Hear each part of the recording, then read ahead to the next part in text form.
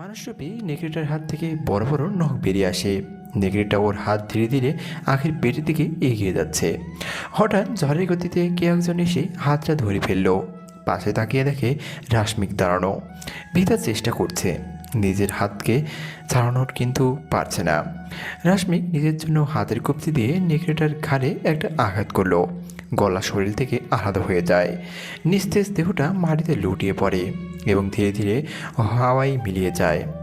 অবস্থিত বাকি নেকড়েগুলোর আঘাত আনতে গেলে আখিকে কোলে তুলে ঝড়ের গতিতে বাসার ভেতরে চলে যায়। আখিকে রুমে নিয়ে গিয়ে বিছানায় শুয়ে দিল এবং ক্ষত জায়গাগুলোতে হাত বোলাতে বোলাতে বলে, আপু তুমি বিশ্রাম নাও, আমি ওদের ব্যবস্থা করে আসছি। ভাই, তোর সব কিছু মনে পড়ে গেছে? আমি আসি, রাত্রি বাইরে একা আছে। সাবধানে, ওরা কিন্তু খুব বিপজ্জনক। আমার থেকেও বেশি। আখির কোনো জবাবের অপেক্ষা না করে বেরিয়ে এলো।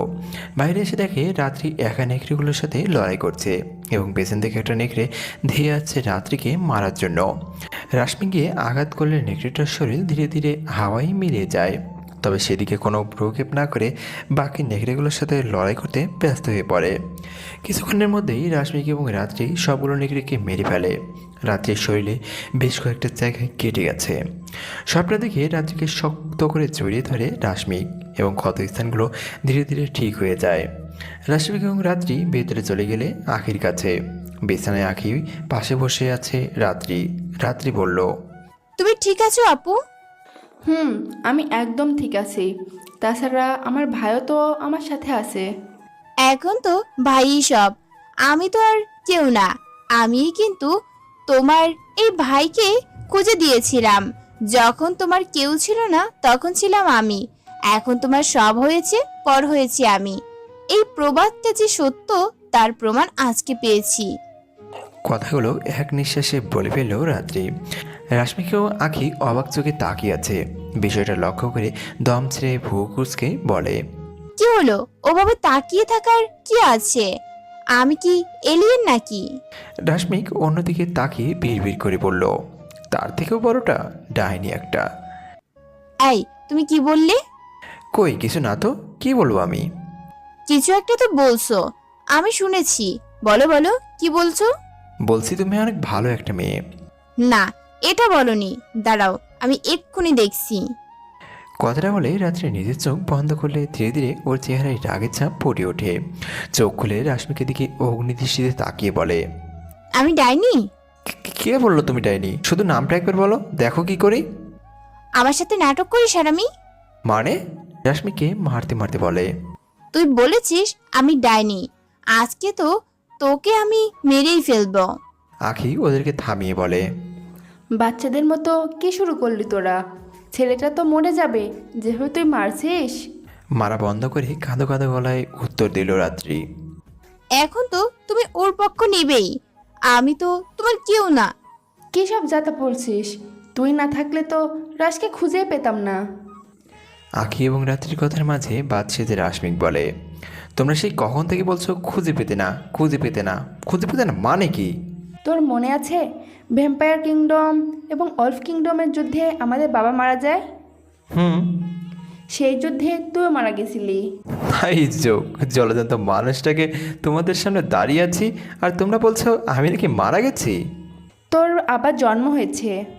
মানে?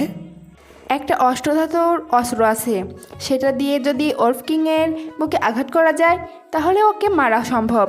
ভ্যাম্পায়ার কিংডমের সবচেয়ে শক্তিশালী ভ্যাম্পায়ার ব্যতীত সেই কাজ অন্য কেউ করতে পারবে না। রাজা হবার সাপেক্ষে আমাদের বাবা ছিলেন ভ্যাম্পায়ার কিংডমের মধ্যে সবচেয়ে শক্তিশালী, কিন্তু দুর্ভাগ্যবশত ওল্ফ কিং ছলনার আশ্রয় নিয়ে বাবাকে মেরে ফেলে, আর বাবার পরে তুই ছিলি সবচেয়ে শক্তিশালী। তাই ওল্ফ কিংকে মারার গুরু দায়িত্বটা এসে বর্তায় তোর উপরে। ভ্যাম্পায়ার কিংডমের সেরা জুটি ছিল তোর আর রাত্রির। সেটা কোনোভাবে জানতে পেরে ওরা রাত্রিকে তুলে নিয়ে যায় যাতে তোর দুর্বলতার সুযোগ নিতে পারে। সেদিন রাত্রিকে বাঁচাতে গিয়েই তোর মৃত্যু হয়েছিল। তবে রাত্রি চেষ্টা করেছিল ওল্ফ কিং রনিকে মারার, কিন্তু পারেনি, কারণ আমাদের পুরাতন বই অনুযায়ী কোনো মেয়ে ওল্ফ কিংকে মারতে পারবে না। ওর পরে ভ্যাম্পায়ার কিংডমে এত শক্তিশালী কোনো ভ্যাম্পায়ার জন্ম নেয়নি। ভ্যাম্পায়ার কিংডমের সবাই বলেছিল রাত্রির ভালোবাসাকে পূর্ণ করতে এবং ওলফ কিং রনিকে মারতে তোর আবার জন্ম হবে, এবং সেটাই হলো। তোর জন্মের পর থেকে এক মুহূর্তের জন্য রাত্রি তোকে একা ছাড়েনি, সবসময় তোর সাথে ছায়ার মতো ছিল। রাত্রেই আমাকে তোর খবর দিয়েছিল, তখন তোকে আমার কাছে নিয়ে আসি। এরপর থেকে তো তুই সব জানিসই। অল্প কয়েকটা বছরে এত কিছু হয়ে গেছে? রাশমিকের প্রশ্নের জবাবে রাত্রি বলে, জি মহারাজ। কিন্তু আজকে তুমি ওই কাজটা করলে কেন? তোমার 21 বছর পূর্ণ হবার পর যে পূর্ণিমা আসবে, সেদিন যদি তোমার আর আমার মিলন হয়, তাহলে তুমি আবার ভ্যাম্পায়ার হয়ে যাবে এবং মৃত্যু ব্যতীত সব কিছু মনে পড়ে যাবে। আজকেই তোমার 21 বছর পূর্ণ হয়েছে।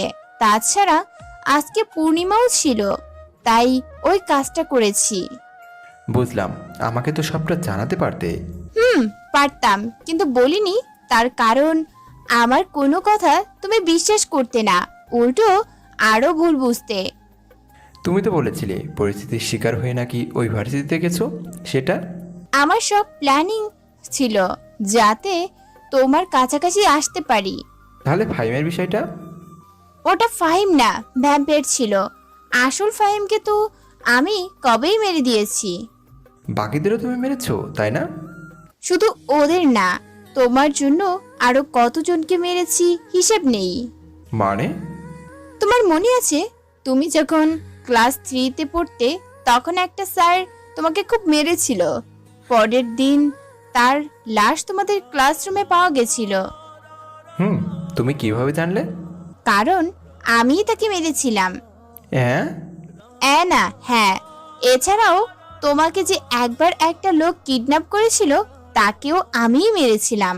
আমার সদ্বাবা তো আমাকে আর আমার মাকে অনেক কষ্ট দিয়েছে, তাহলে তাকে মারনি কেন? কারণ আমি চেয়েছিলাম তুমি নিজের হতে ওই পাপীটাকে শাস্তি দাও। সজীবকেও কি তুমি মেরেছিলে? হুম। ওর কথা তো আমি কাউকে বলিনি, তাহলে তুমি জানলে কিভাবে? তুমি বোধহয় ভুলে যাচ্ছ, আমি মাইন্ড করতে পারি। সবই তো বুঝলাম, কিন্তু লাশের পাশে বাচ্চা লিখে রাখতে কেন? যাদের সবাই তোমাকে ভয় পায়, তাই। আখি বলে উঠল, অনেক কিছুই তুই শুনলি, বাকিটা না হয় আবার পরে জেনে নিস। এখন যা, একটু ঘুমিয়ে নে, রাত হয়েছে অনেক। আচ্ছা তুমিও ঘুম দাও, তোমার উপর দিয়েও অনেক ধকল গেছে। আগে থেকে বিদায় নিয়ে রাশ্মিকে ও রাত্রি ওদের রুমে গিয়ে পা মারালো। দরজাটা হালকা চাপান্ন থাকায় মৃদু ধাক্কার আঘাতেই খুলে যায়। রুমে ঢুকতেই গিয়ে সামনের দিকে তাকিয়ে ওরা থমকে দাঁড়ালো। অগ্নিদৃষ্টিতে তাকিয়েছে রাত্রির দিকে। রাত্রি সামান্য ঘাবড়ে গিয়ে বলল, কি হলো? ওভাবে তাকিয়ে আছো কেন? রুমের এই অবস্থা কেন করেছো? আমি কেন করতে যাব? করেছো তো তুমি। আমি করেছি মানে কি? হ্যাঁ, আমাকে দেখে কি পাগল মনে হয় নাকি? আমাদের ওইসব হবার পরে তুমি যখন ভ্যাম্পায়ারে পরিণত হচ্ছিলে, তখন নিজেকে সামলাতে না পেরে রুমের এই অবস্থা করেছো। আমাদের কি হবার পরে? লজ্জা মাথা নিচু করে বলল, জানি না।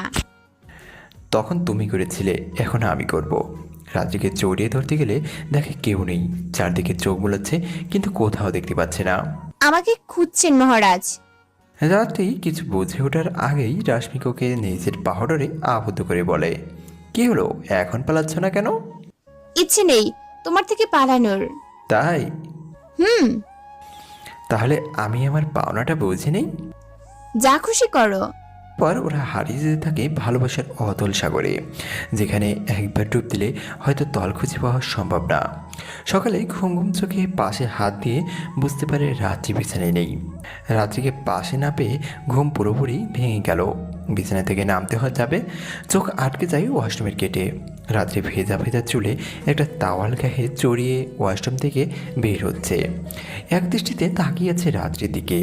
ভেজা চুললে কাউকে এতটা অপরূপ লাগতে পারে সেটা হয়তো রাশমিকের কল্পনাতীত ছিল। আয়নার সামনে দাঁড়িয়ে চুল মুছতে মুছতে বলে, অমন ভাবে কি দেখছো? তোমাকে। কেন? আমার মাঝে কি এমন আছে যে ওভাবে তাকিয়ে থাকতে হবে? পরি তোমাকে বলবো না, কারণ পরি আমি দেখিনি। জান্নাতের হুর তোমাকে বলবো না, কারণ আমি হুর দেখিনি। শুধু এটুকু বলবো, তোমার মতো অপরূপা আমার চোখে অন্য কাউকে লাগে না। হয়েছে সাহিত্যিক মশাই, আর কিছু বলিয়েন না, এমনিতেই অনেক ফুলে গেছি। এখন যান, গোসল করে আসেন, ভার্সিটিতে যেতে হবে। আচ্ছা, একটু আদর করে যাই। না, এত রাতে কিছু করেও স্বাদ মেটেনি, এখন আবার? জাস্ট তোমার কপালে একটা চুমু দিব প্লিজ। একটার বেশি, দুটো হলে আজকে রাতের আদর বন্ধ, মনে রেখো। হ্যাঁ, নয় হ্যাঁ। রাতেরটা রাতে দেখা যাবে। বিছানা থেকে নেমে রাত্রির সামনে গিয়ে দাঁড়ালো এবং কপালে একটা চুমু দিয়ে এক করে দিল 4 ঠোঁট। বিথা চেষ্টা করছে নিজেকে ছাড়ানোর, কিন্তু রাশমিকের শক্তির সাথে পেরে উঠছে না। অবশেষে হাল ছেড়ে সায় দেয় রাশমিকের ডাকে। চোখ বন্ধ করে গভীরভাবে অনুভব করছে রাশমিকের প্রতিটি পরশ। সুযোগের সদ্ব্যবহার করে দৌড়ে ওয়াশরুমে ঢুকে যায় রাশমিক। রাত্রি এতটাই ঘরের মাঝে ছিল যে পারিপার্শ্বিক অবস্থার কোনো খেয়ালই নেই ওর। হঠাৎ চোখ খুলে দেখে রাশমিক নেই। কখন চলে গেছে সেটাও বুঝতে পারেনি। মুচকি হেসে লজ্জায় নিজের মাথা নিচু করে ফেলে। রেডি হয়ে রাশমিকের জন্য জামা কাপড় বিছানায় রেখে নিচে চলে যায়। নিজেকে দেখে আখি কিচেনে রান্না করছে। পেছন থেকে জড়িয়ে ধরলে আখি আটকে উঠল। হাত ছাড়িয়ে পেছনে ঘুরে দেখে রাত্রে মিটমিট করে হাসছে। এমন কেউ করে? ভয় পেয়ে গেছিলাম তো। আখি গাল টিপে দিয়ে ন্যাকামির সুরে বলল, তাহলে আমার ছোট বাবুটা অনেক ভয় পাইছে, তাই না? এই পাজি মেয়ে, এসব কি হচ্ছে? মজা হচ্ছে? এখন বলো কি করছো? এই তো সোনা, লুডো খেলছি। তুমি খেলবা? রান্নাঘরে কেউ লুডো খেলে নাকি? তাহলে কি করে রান্নাঘরে? রান্না করে। তাহলে আমিও সেটাই করছি। রাগ করার কি আছে, বললেই তো হয় যে রান্না করছো। তুমি তো ছোট খুকি, কিছুই বোঝো না, তাই না? তোমাকে সব বলে দিতে হয়। হুম। এখন কে আমাকে কাজ করতে দিবি নাকি দিবি না সেটা বল। আমি সাহায্য করি। থাক, তার আর দরকার হবে না। তুই গিয়ে টেবিলে বস, আমি এক্ষুনি খাবার নিয়ে আসছি। তাহলে আমি কফি বানাই। বানা। অন্তঃপর রাত্রি কফি বানাতে ব্যস্ত হয়ে পড়ল। রাশমিক ওয়াশরুম থেকে ওকি দিয়ে দেখছে রাত্রি রুমে আছে নাকি। রুম ফাঁকা দেখে গুটি গুটি পায়ে ওয়াশরুমের থেকে বেরিয়ে আসলো। বিছানার দিকে নজর পড়তেই মুখে হাসির ঝলক দেখা দেয়। বিছানা থেকে জামা কাপড়গুলো নিয়ে তাড়াতাড়ি রেডি হয়ে নিল। সিঁড়ি দিয়ে নামতে নামতে লক্ষ্য করলো রাত্রি কফি মগ হাতে টেবিলে বসে আছে। রাশমিক টেবিলে গিয়ে বসলে রাত্রি একটা কফির মগ ওর দিকে এগিয়ে দেয়। ভয়ে ভয়ে রাত্রির হাত থেকে কফির মগটা নিয়ে মাথা নিচু করে খেতে আরম্ভ করে। রাশমিক খুব ভালো করেই জানে আজ রাতে কপালে দুঃখ আছে। কিছুক্ষণ পর আখি খাবার নিয়ে আসলে রাশমিক এবং রাত্রি খাবার খেয়ে রওনা দেয় ভার্সিটিতে যাওয়ার জন্য। রাশমিক বাইক চালাচ্ছে আর রাত্রি শক্ত করে জড়িয়ে ধরেছে পেছন থেকে। ভার্সিটিতে পৌঁছে রাত্রিকে বাকিদের কাছে নামিয়ে দেয়। পার্কিং এরিয়ায় চলে যায়। বাইক পার করে যখন পেছনে ঘুরতে যাবে হঠাৎ প্রচণ্ড ব্যথা অনুভব করলো মাথায়। তৎক্ষণাৎ ভারী কোনো কিছু দিয়ে আঘাত করলো কেউ। চোখে ধীরে ধীরে অন্ধকার নেমে আসে। মিটমিট করে চোখ খোলে রাশমিক। মাথাটা খুব ভারী ভারী লাগছে। আশেপাশে তাকে নিজের অবস্থানটা আবিষ্কার করার চেষ্টা করে, কিন্তু চারদিকে অন্ধকারাচ্ছন্ন। তবে এতটুকু বুঝেছে হাত পা একটা চেয়ারের সাথে বাঁধা আছে। হঠাৎ একটা শব্দ শুনে সামনে তাকালো। কিছুটা আলো রেখে এসে পড়ল ওর মুখে। আলোর তীব্রতা সাথে সাথে অন্যদিকে মুখ ঘুরিয়ে দেয়। সম্পূর্ণ রুমটা আলোকিত হয়ে যায়। একজন মধ্যবয়স্ক লোক রাশমিকের দিকে এগিয়ে যাচ্ছে। লোকটা অবশ্য একা নন, সাথে আরও কয়েকজন আছে। তাদের দিকে তাকিয়ে এক মনে হেসে চলেছে রাশমিক।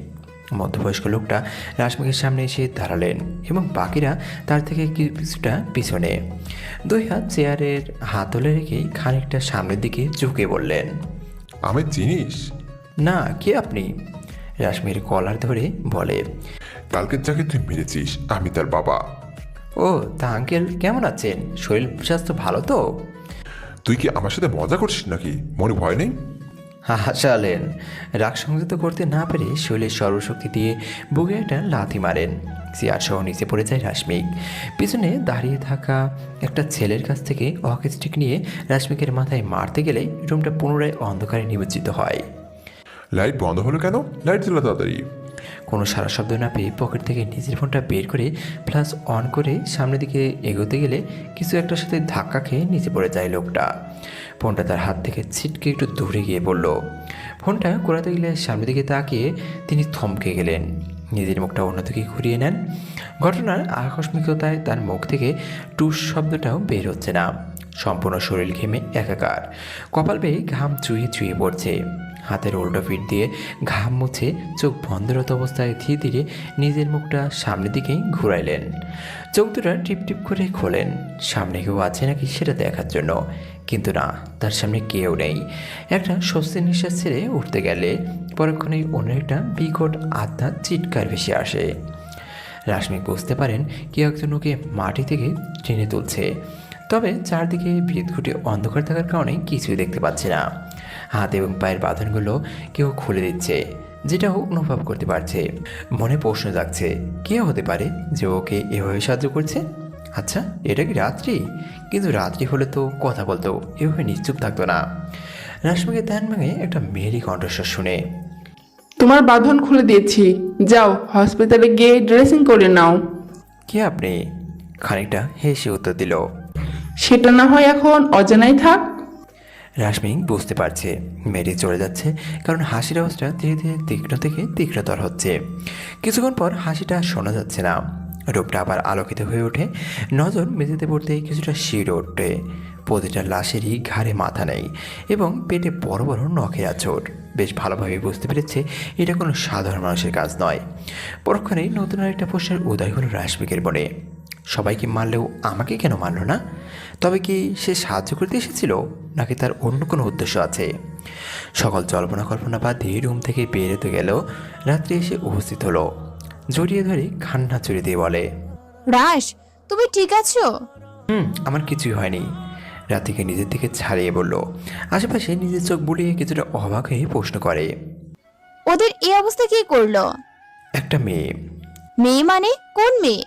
চিনি না, শুধু আওয়াজ শুনেছি। আমার মনে হচ্ছে সে কোনো সাধারণ মেয়ে ছিল না, কারণ একজন সাধারণ মানুষের পক্ষে কাউকে এতটা নৃশংসভাবে হত্যা করা সম্ভব না। জানি। কথাগুলো বলার ফাঁকে ফাঁকে রাশমিকের ক্ষত জায়গাগুলোতে হাত বুলিয়ে দেয় রাত্রি। আচ্ছা, যারা তোমাকে তুলে এনেছিল তুমি তাদের চেহারা চেনো? গতকাল ভার্সিটিতে যে ছেলেটাকে মেরেছিলাম, ওর বাবা। এখন বুঝলাম। চলো, তোমাকে আজ একটা সারপ্রাইজ দিব। কি সারপ্রাইজ? গেলেই দেখতে পাবে। তবে হ্যাঁ, পুরো রাস্তা আমাকে কোনো প্রশ্ন করা যাবে না। জি মহারানী, বুঝছি। চলো। রাত্রির হাত ধরে কোনো এক অজানা উদ্দেশ্যে যাত্রা শুরু করে রাশমিক। কিছুটা পথ অতিক্রম করে একটা জায়গায় গিয়ে থেমে গেল। জায়গাটা কোনো জঙ্গলের মধ্যভাগ। রাতও অনেক হয়েছে, তবে চাঁদের আলোয় সব কিছু বেশ স্পষ্টই দেখা যাচ্ছে। আশেপাশে একবার চোখ বুলিয়ে জিজ্ঞেস করে, কী ব্যাপার রাত্রি, এখানে আনলে কেন আমাকে? বলেছিলাম কোনো প্রশ্ন না করতে। আচ্ছা সরি। পকেট থেকে একটা কালো ফিতা বের করে রাশমিকের চোখ দুটো বেঁধে দিল। কী হলো, চোখ বাঁধলে কেন? চুপ, আর একটা কথা বললেই ঘুষি মেরে নাক ফাটিয়ে দেব। না থাক, আর বলবো না। গুড। দুজনের হাত ধরে পুনরায় যাত্রা শুরু করে। গন্তব্যের স্থলে পৌঁছে চোখের বাঁধন খুলে দিলে ধীরে ধীরে চোখ খোলে রাশমিক। সামনে একজন দাঁড়িয়ে আছেন, যাকে দেখে চোখ দিয়ে দুপটা অশ্রু গড়িয়ে পড়ল। কেমন আছো আম্মু? রাশমিকে নিজের থেকে ছাড়িয়ে গালে হাত বুলিয়ে অশ্রুসিক্ত কণ্ঠে বলেন। এতদিন কেমন ছিলাম জানি না, তবে এখন আমি দুনিয়ার সবচেয়ে সুখী মানুষ। রাশমিকের গলার আওয়াজ পেয়ে আখি রুম থেকে বাইরে বের হয়ে বলল, ভাই, তোরা কখন এলি? এই তো একটু আগে। কিন্তু তুমি কখন এলে? আমি তো সেই সকালে এসে পড়েছি, যখন তোরা ভার্সিটির জন্য বেরিয়ে গেছিলি। একা একা এসে মায়ের আদর খাও? তাহলে কি তোকে ভাগ দিব নাকি?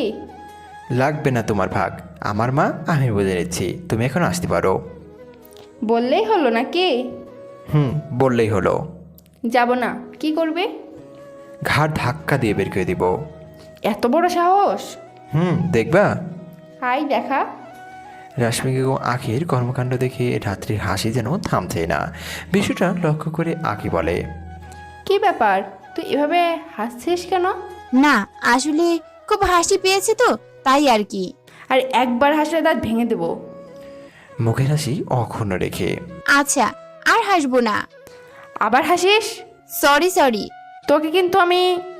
রাশমিকের আম্মু অর্থাৎ আশা বেগম ওদের কথার সাথে ভাত সেজে বলেন, তোরা কি শুরু করলি বাচ্চাদের মতো? এভাবে কেউ ঝগড়া করে নাকি? কে শুরু করেছে আম্মু? তোমার ওই গুণধর মেয়ে তো সব নষ্টের মূল। আমিও রাশের কথায় একমত। আর একটা কথাও শুনতে চাই না আমি। রাশ, তুই আয় আমার সাথে। কোথায় যাব? গেলেই দেখতে পাবি, এখন চল। রাশমিকার আম্মুর সাথে যাত্রা শুরু করে পেছন পেছন আঁখি আর রাত্রেও যাচ্ছে। কিছুক্ষণ হাঁটার পর একটা জায়গায় গিয়ে থামে। সামনে একটা খালি সিংহাসন রয়েছে, যেখানে রাশমিকের বাবা বসতেন এবং সবার সমস্যার সমাধান করতেন। বাবার কথা মনে পড়তেই বিষণ্ণতায় ওকে গ্রাস করতে থাকে। ভ্যাম্পায়ারের কিংডমে সবাই এসেছে রাশমিককে সাদরে গ্রহণ করে নিতে, নিজেদের রাজা হিসাবে। আশা বেগম মুখ ভর্তি হাসি নিয়ে বলেন, রাশ, এখানে বস। রাশমিক কিছুটা ইতস্তত বোধ করে বলল, কিন্তু আম্মু। কোনো কিন্তু নেই। তোর বাবাহীনা সিংহাসনটা এতদিন অসম্পূর্ণ ছিল, আজকে তুই বসে আবার সম্পূর্ণ করবি। তোর পরে ভ্যাম্পায়ার কিংডমে এমন কেউ জন্ম নেয়নি যে এই সিংহাসনে বসার যোগ্যতা রাখে, তাই জায়গাটা এখনও তোরই আছে। আর কিছু না বলে সিংহাসনে নিজের পদার্পণ করলো। ভ্যাম্পায়ার কিংডম উৎসবের রোল পড়ে যায়, সবার মুখে বিজয়ের হাসি। উৎসব মুখর পরিবেশ কিছুটা শান্ত হলে রাশমিক বলে, জানি না বাবার মতো আপনাদের সব বিপদে আপদে পাশে থাকতে পারবো কি না, তবে হ্যাঁ, যতক্ষণ দেহে প্রাণ থাকবে ততক্ষণ পর্যন্ত চেষ্টা করব যাতে আপনারা সুরক্ষিত থাকেন। আর একটা কথা, আমি জানি এখানে অনেক বিশ্বাসঘাতক আছেন যারা ভ্যাম্পায়ার কিংডমের সব তথ্য অল্প কিংডমে পৌঁছে দেয়। আমার বাবা অনেক ভালো মানুষ ছিলেন, বিশ্বাসঘাতকদের একবার সুযোগ দিতেন শুধরানোর, কিন্তু আমি এতটা ভালো মানুষ নই। আমার কাছে বিশ্বাসঘাতকতার শাস্তি মৃত্যু। আপনি যে জায়গায় জন্মেছেন সেই পবিত্র জায়গার সাথে বিশ্বাসঘাতকতা করার আগে একবার না 10 বার ভাববেন। যদি এই ভুলটা একবার করে ফেলেন তাহলে দ্বিতীয়বার ভাবার সুযোগটা আর পাবেন না। আশা করি বোঝাতে সক্ষম হয়েছি, এখন আপনারা আসতে পারেন। রাশমির কথার মোতাবেক সবাই এক এক করে চলে যেতে থাকে। সবাই চলে গেলে পেছনে ঘুরে ঘুরে দেখে আঁখি এবং রাত্রি অবাক চোখে তাকিয়ে আছে এবং আশা বেগমের চোখ বেয়ে অশ্রু ধরছে। কী ব্যাপার আম্মু, তুমি কান্না করছো কেন? আজকে যদি তোর বাবা বেঁচে থাকতেন তাহলে তোকে এভাবে দেখে হয়তো অনেক বেশি খুশি হতেন। আপু তো সবসময় আমাদের সাথেই আছেন, তাই না? তুমি যদি এভাবে কান্না করো তাহলে কি আপুর ভালো লাগবে বলো? আচ্ছা, খাবি চল, তোর জন্য আজ নিজের হাতে রান্না করেছি। চলো। অন্তপর সবাই গিয়ে খেতে বসলো। আশা বেগম খাবার পরিবেশন করলে আঁখি এবং রাত্রি খেতে আরম্ভ করে, কিন্তু রাশমিক কিছুই খাচ্ছে না। এক মনে তাকিয়ে আছে প্লেটের দিকে, পাত্রের মধ্যে নিজের হাত ঘোরাচ্ছে, যেটা ওর মায়ের চোখ এড়ালো না। কি হলো, খাচ্ছিস না কেন? হাতে ব্যথা। বুঝছি, আমার ছেলের কেমন হাতে ব্যথা। দাঁড়া, আমি খাইয়ে দিচ্ছি। আচ্ছা। খাওয়া শেষে রাশমিক বসা থেকে উঠে দাঁড়ালে আশা বেগম বলল, উঠলি কেন? আমাকে একটু শহরে যেতে হবে। এত রাতে শহরে গিয়ে কি করবি? কাজ আছে। কি কাজ? এখন বলার সময় নেই, তুমি বরং আপুর কাছে থেকে শুনে নিও। আচ্ছা ঠিক আছে, সাবধানে থাকিস। ওর কিং কিন্তু যে কোনো সময় আঘাত আনতে পারে। তুমি কোনো চিন্তা করো না, ওরা আমার কোনো ক্ষতি করতে পারবে না। তাই যেন হয়। বিদায় পর্ব শেষে রাশমিক এবং রাত্রি বেরিয়ে পড়ে শহরের উদ্দেশ্যে। জঙ্গলের মধ্যে দিয়ে ছুটে চলছে ঝড়ের গতিতে। হঠাৎ দুজন থমকে গিয়ে এক অপরের দিকে তাকিয়ে একটা মুচকি হাসি দিল। চারটা নেকড়ে ক্ষুব্ধ দৃষ্টিতে তাকিয়ে আছে। ধীরে ধীরে আরও অনেকগুলো নেকড়ে এসে চারদিকে থেকে ওদের ঘিরে ধরল। মুখে হাসি নিয়ে রাত্রিকে বলল, শুভ কাজটা কি তুমি করবে নাকি আমি করব? এতদিন তো সবকিছু আমিই করলাম, আজকে না হয় তুমি করো, আমি দেখি। ওকে, এনজয়। রাশমিক 2 কদম সামনে গিয়ে গেলে রাত্রি সামান্য দূরে গিয়ে একটা গাছের সাথে হেলান দিয়ে দাঁড়ায়। নেকড়েগুলো খুব কাছে চলে এসেছে। একটা নেকড়ে রাশমিকের ওপরে ঝাঁপিয়ে পড়ে। আশ্চর্যের বিষয় হলো রাশমিক সেখানে নেই। চারদিকে নিজের দৃষ্টি স্থাপন করে রাশমিকের অবস্থান আবিষ্কার করার চেষ্টা করছে, কিন্তু কোথাও দেখতে পাচ্ছে না। যে নেকড়েটা রাশমিকের উপরে ঝাঁপিয়ে পড়েছিল, হঠাৎ তার শরীর ধীরে ধীরে হাওয়ায় মেরে যেতে থাকে। অবস্থিত বাকি নেকড়েগুলো নিজেদের অবস্থান থেকে কয়েক পা পিছিয়ে গেল। আমার গতিকে রোধ করার যোগ্যতা তোদের হয়নি, বৃথা চেষ্টা কেন করছিস? একটা গাছের সামনে দাঁড়িয়ে কথাটা বলে রাশমিক। ওকে দেখে আরও 2টা নেকড়ে ঝাঁপিয়ে পড়ে, কিন্তু একবারও রাশমিক সেখানে নেই। নেকড়ে দুটো গাছের সাথে ধাক্কা খেয়ে নিচে পড়ে যায়। ধীরে ধীরে মাটি থেকে উঠে দাঁড়ালো। হঠাৎ গলা দিয়ে ফোঁটা ফোঁটা রক্ত গড়িয়ে পড়তে থাকে। কিছুক্ষণ পর মাথাটা ঘাড় থেকে আলাদা হয়ে নিচে পড়ে যায়। বাকি নেকড়েগুলো আর না দাঁড়িয়ে দৌড়ে পালিয়ে গেল সেখান থেকে। নেকড়েগুলোকে ওভাবে পালাতে দেখে রাত্রি নিজের হাসি আটকাতে পারল না। অনবরত হেসেই চলেছে, মুখের হাসি পথে রেখে রাশমিককে বলে, এরা নাকি ওল্ফ কিংয়ের সৈন্য। সৈন্য না, বলো সৈন্য দল। সেটাই, চলো যাওয়া যাক। হুম। হাসি তামাশা পর্ব শেষে করে পা বাড়ালো শহরের দিকে। শহরে পৌঁছেই রাত্রি বলল, কোথায় যাবে এখন? শিহাবের বাসায়। কেন? এতদিন তো সবাইকে আমার অজান্তেই মারলে, আর এখন জিজ্ঞেস করছো কেন যাব? এবার বুঝলাম, ওই কাজে যাবে। না, ওর সাথে লুডো খেলতে যাব। তুমি যাবে? রাগ করো কেন? তবে কি আদর করবো নাকি? করো। সবসময় মাথায় ওইগুলোই ঘোরে, তাই না? না, আরো অনেক কিছুদিন ঘোরে। একদম চুপ, আর একটা কথা বলবে না। আচ্ছা। শিহাবের বাসার উদ্দেশ্যে যাত্রা শুরু করে কিছুক্ষণের মাঝেই পৌঁছে গেল। রুমে ঢুকে দেখে গভীর ঘুমে মগ্ন শিহাব। বিছানায় বসে বেড সাইড টেবিল থেকে পানির জগটা হাতে নিয়ে সমস্ত পানি গায়ে ঢেলে দেয়। লাফ দিয়ে উঠে ঘুম থেকে পাশে তাকিয়ে দেখে বিছানায় একটা ছেলে আর সোফায় একটা মেয়ে বসে আছে। প্রশ্নবিদ্ধ দৃষ্টিতে তাকিয়ে বলে, তোমরা কারা? এত রাতে এখানে কি করছো? তাছাড়া ভেতরে বা ঢুকলে কি করে? মুচকে এসে রাশমিক জবাব দিল, কি করে এলাম সেটা বলতে গেলে তো বাইরে গিয়ে আবার ভেতরে এসে দেখাতে হবে। মানে? যে কোনো কিছুর মানে বোঝানোর মুড আমার নেই। বালিশের নিচ থেকে একটা গান বের করে রাশমিকের দিকে তাক করে প্রশ্ন করে, তোরা কি উদ্দেশ্যে এসেছিস সেখানে? এসব খেলনা জিনিস দিয়ে তুই আমাকে মারবি? যখন চালাবো তখন বুঝতে পারবি খেলনা নাকি আসল। তাহলে বরং একটু চালিয়ে দেখা। টিগার চাপলে বিকট শব্দ করে একটা গুলি বের হলো। পরক্ষণে লক্ষ্য করে সামনে কেউ নেই। তৎক্ষণাৎ গানটা সোফার দিকে তাক করলো, কিন্তু সোফাতেও কেউ নেই। সোফাটা ফাঁকা। অবাক হবার সীমানা পার করে বিছানা থেকে নেমে গুটি গুটি পায়ে এগিয়ে গেলে সোফার দিকে। হঠাৎ ঝড়ের গতিতে শিহাবের সামনে এসে হাজির হলো রাশমিক। ঘটনার আকস্মিকতায় হাত থেকে গানটা পড়ে যায়। নিচে পড়ে যাওয়া গানের দিকে একবার তাকিয়ে রাশমিকের চোখে চোখ রাখতেই দুই হাত দিয়ে সজোরে একটা আঘাত করে শিহাবের মাথায়। কাচের মতো গুঁড়ো গুঁড়ো হয়ে পুরো রুম ছড়িয়ে পড়ল। শরীরের বাকি অংশটা ধীরে ধীরে মাটিতে লুটিয়ে পড়ে এবং মাথায় ছিন্নভিন্ন অংশগুলো ক্রমশ হাওয়ায় মিলে যায়। মুচকে এসে রাশমিক এবং রাত্রি রুম থেকে বেরিয়ে গেল। সকালে রাশমিকের বাইক এসে থামলো ভার্সিটির গেটে। আশেপাশে কয়েকজন ছেলে মেয়েকে দেখে ওরা আর ভার্সিটিতে ঢুকলো না। গেটের সামনে থেকেই বাইকটা ঘুরিয়ে অন্যদিকে যাত্রা শুরু করে। রাশমিকের এমন কর্মকাণ্ডে রাত্রি কিছুটা অবাক হয়ে বলে, কি হলো? ভার্সিটিতে না গিয়ে এদিক কোথায় যাচ্ছ? পেছনে তাকিয়ে দেখো তো কেউ আসছে নাকি। ঘাটা হালকা পেছনে ঘুরিয়ে বলল, একটা কালো রঙের জিপ গাড়ি আসছে। রাত্রির উত্তর রাশমিকের মুখে একটা হাসি রেখে টেনে আনলো। হয়তো এই হাসিটাই কিছুক্ষণ পর আরও কারোর জন্য কাল হয়ে দাঁড়াবে। অপেক্ষা শুধু সময়ের। প্রায় 30 মিনিট পর একটা নদীর পাড়ে গিয়ে বাইক থামিয়ে রাত্রিকে নিয়ে কিনারে গিয়ে বসলো। কিছুক্ষণ পর একটা কালো গাড়ি এসে থামলো রাশমিকের বাইকের সামনে। গাড়ি থেকে মোট 5 জন মানুষ নিচে নামলো, যাদের মধ্যে 3 জন ছেলে এবং বাকি 2 জন মেয়ে।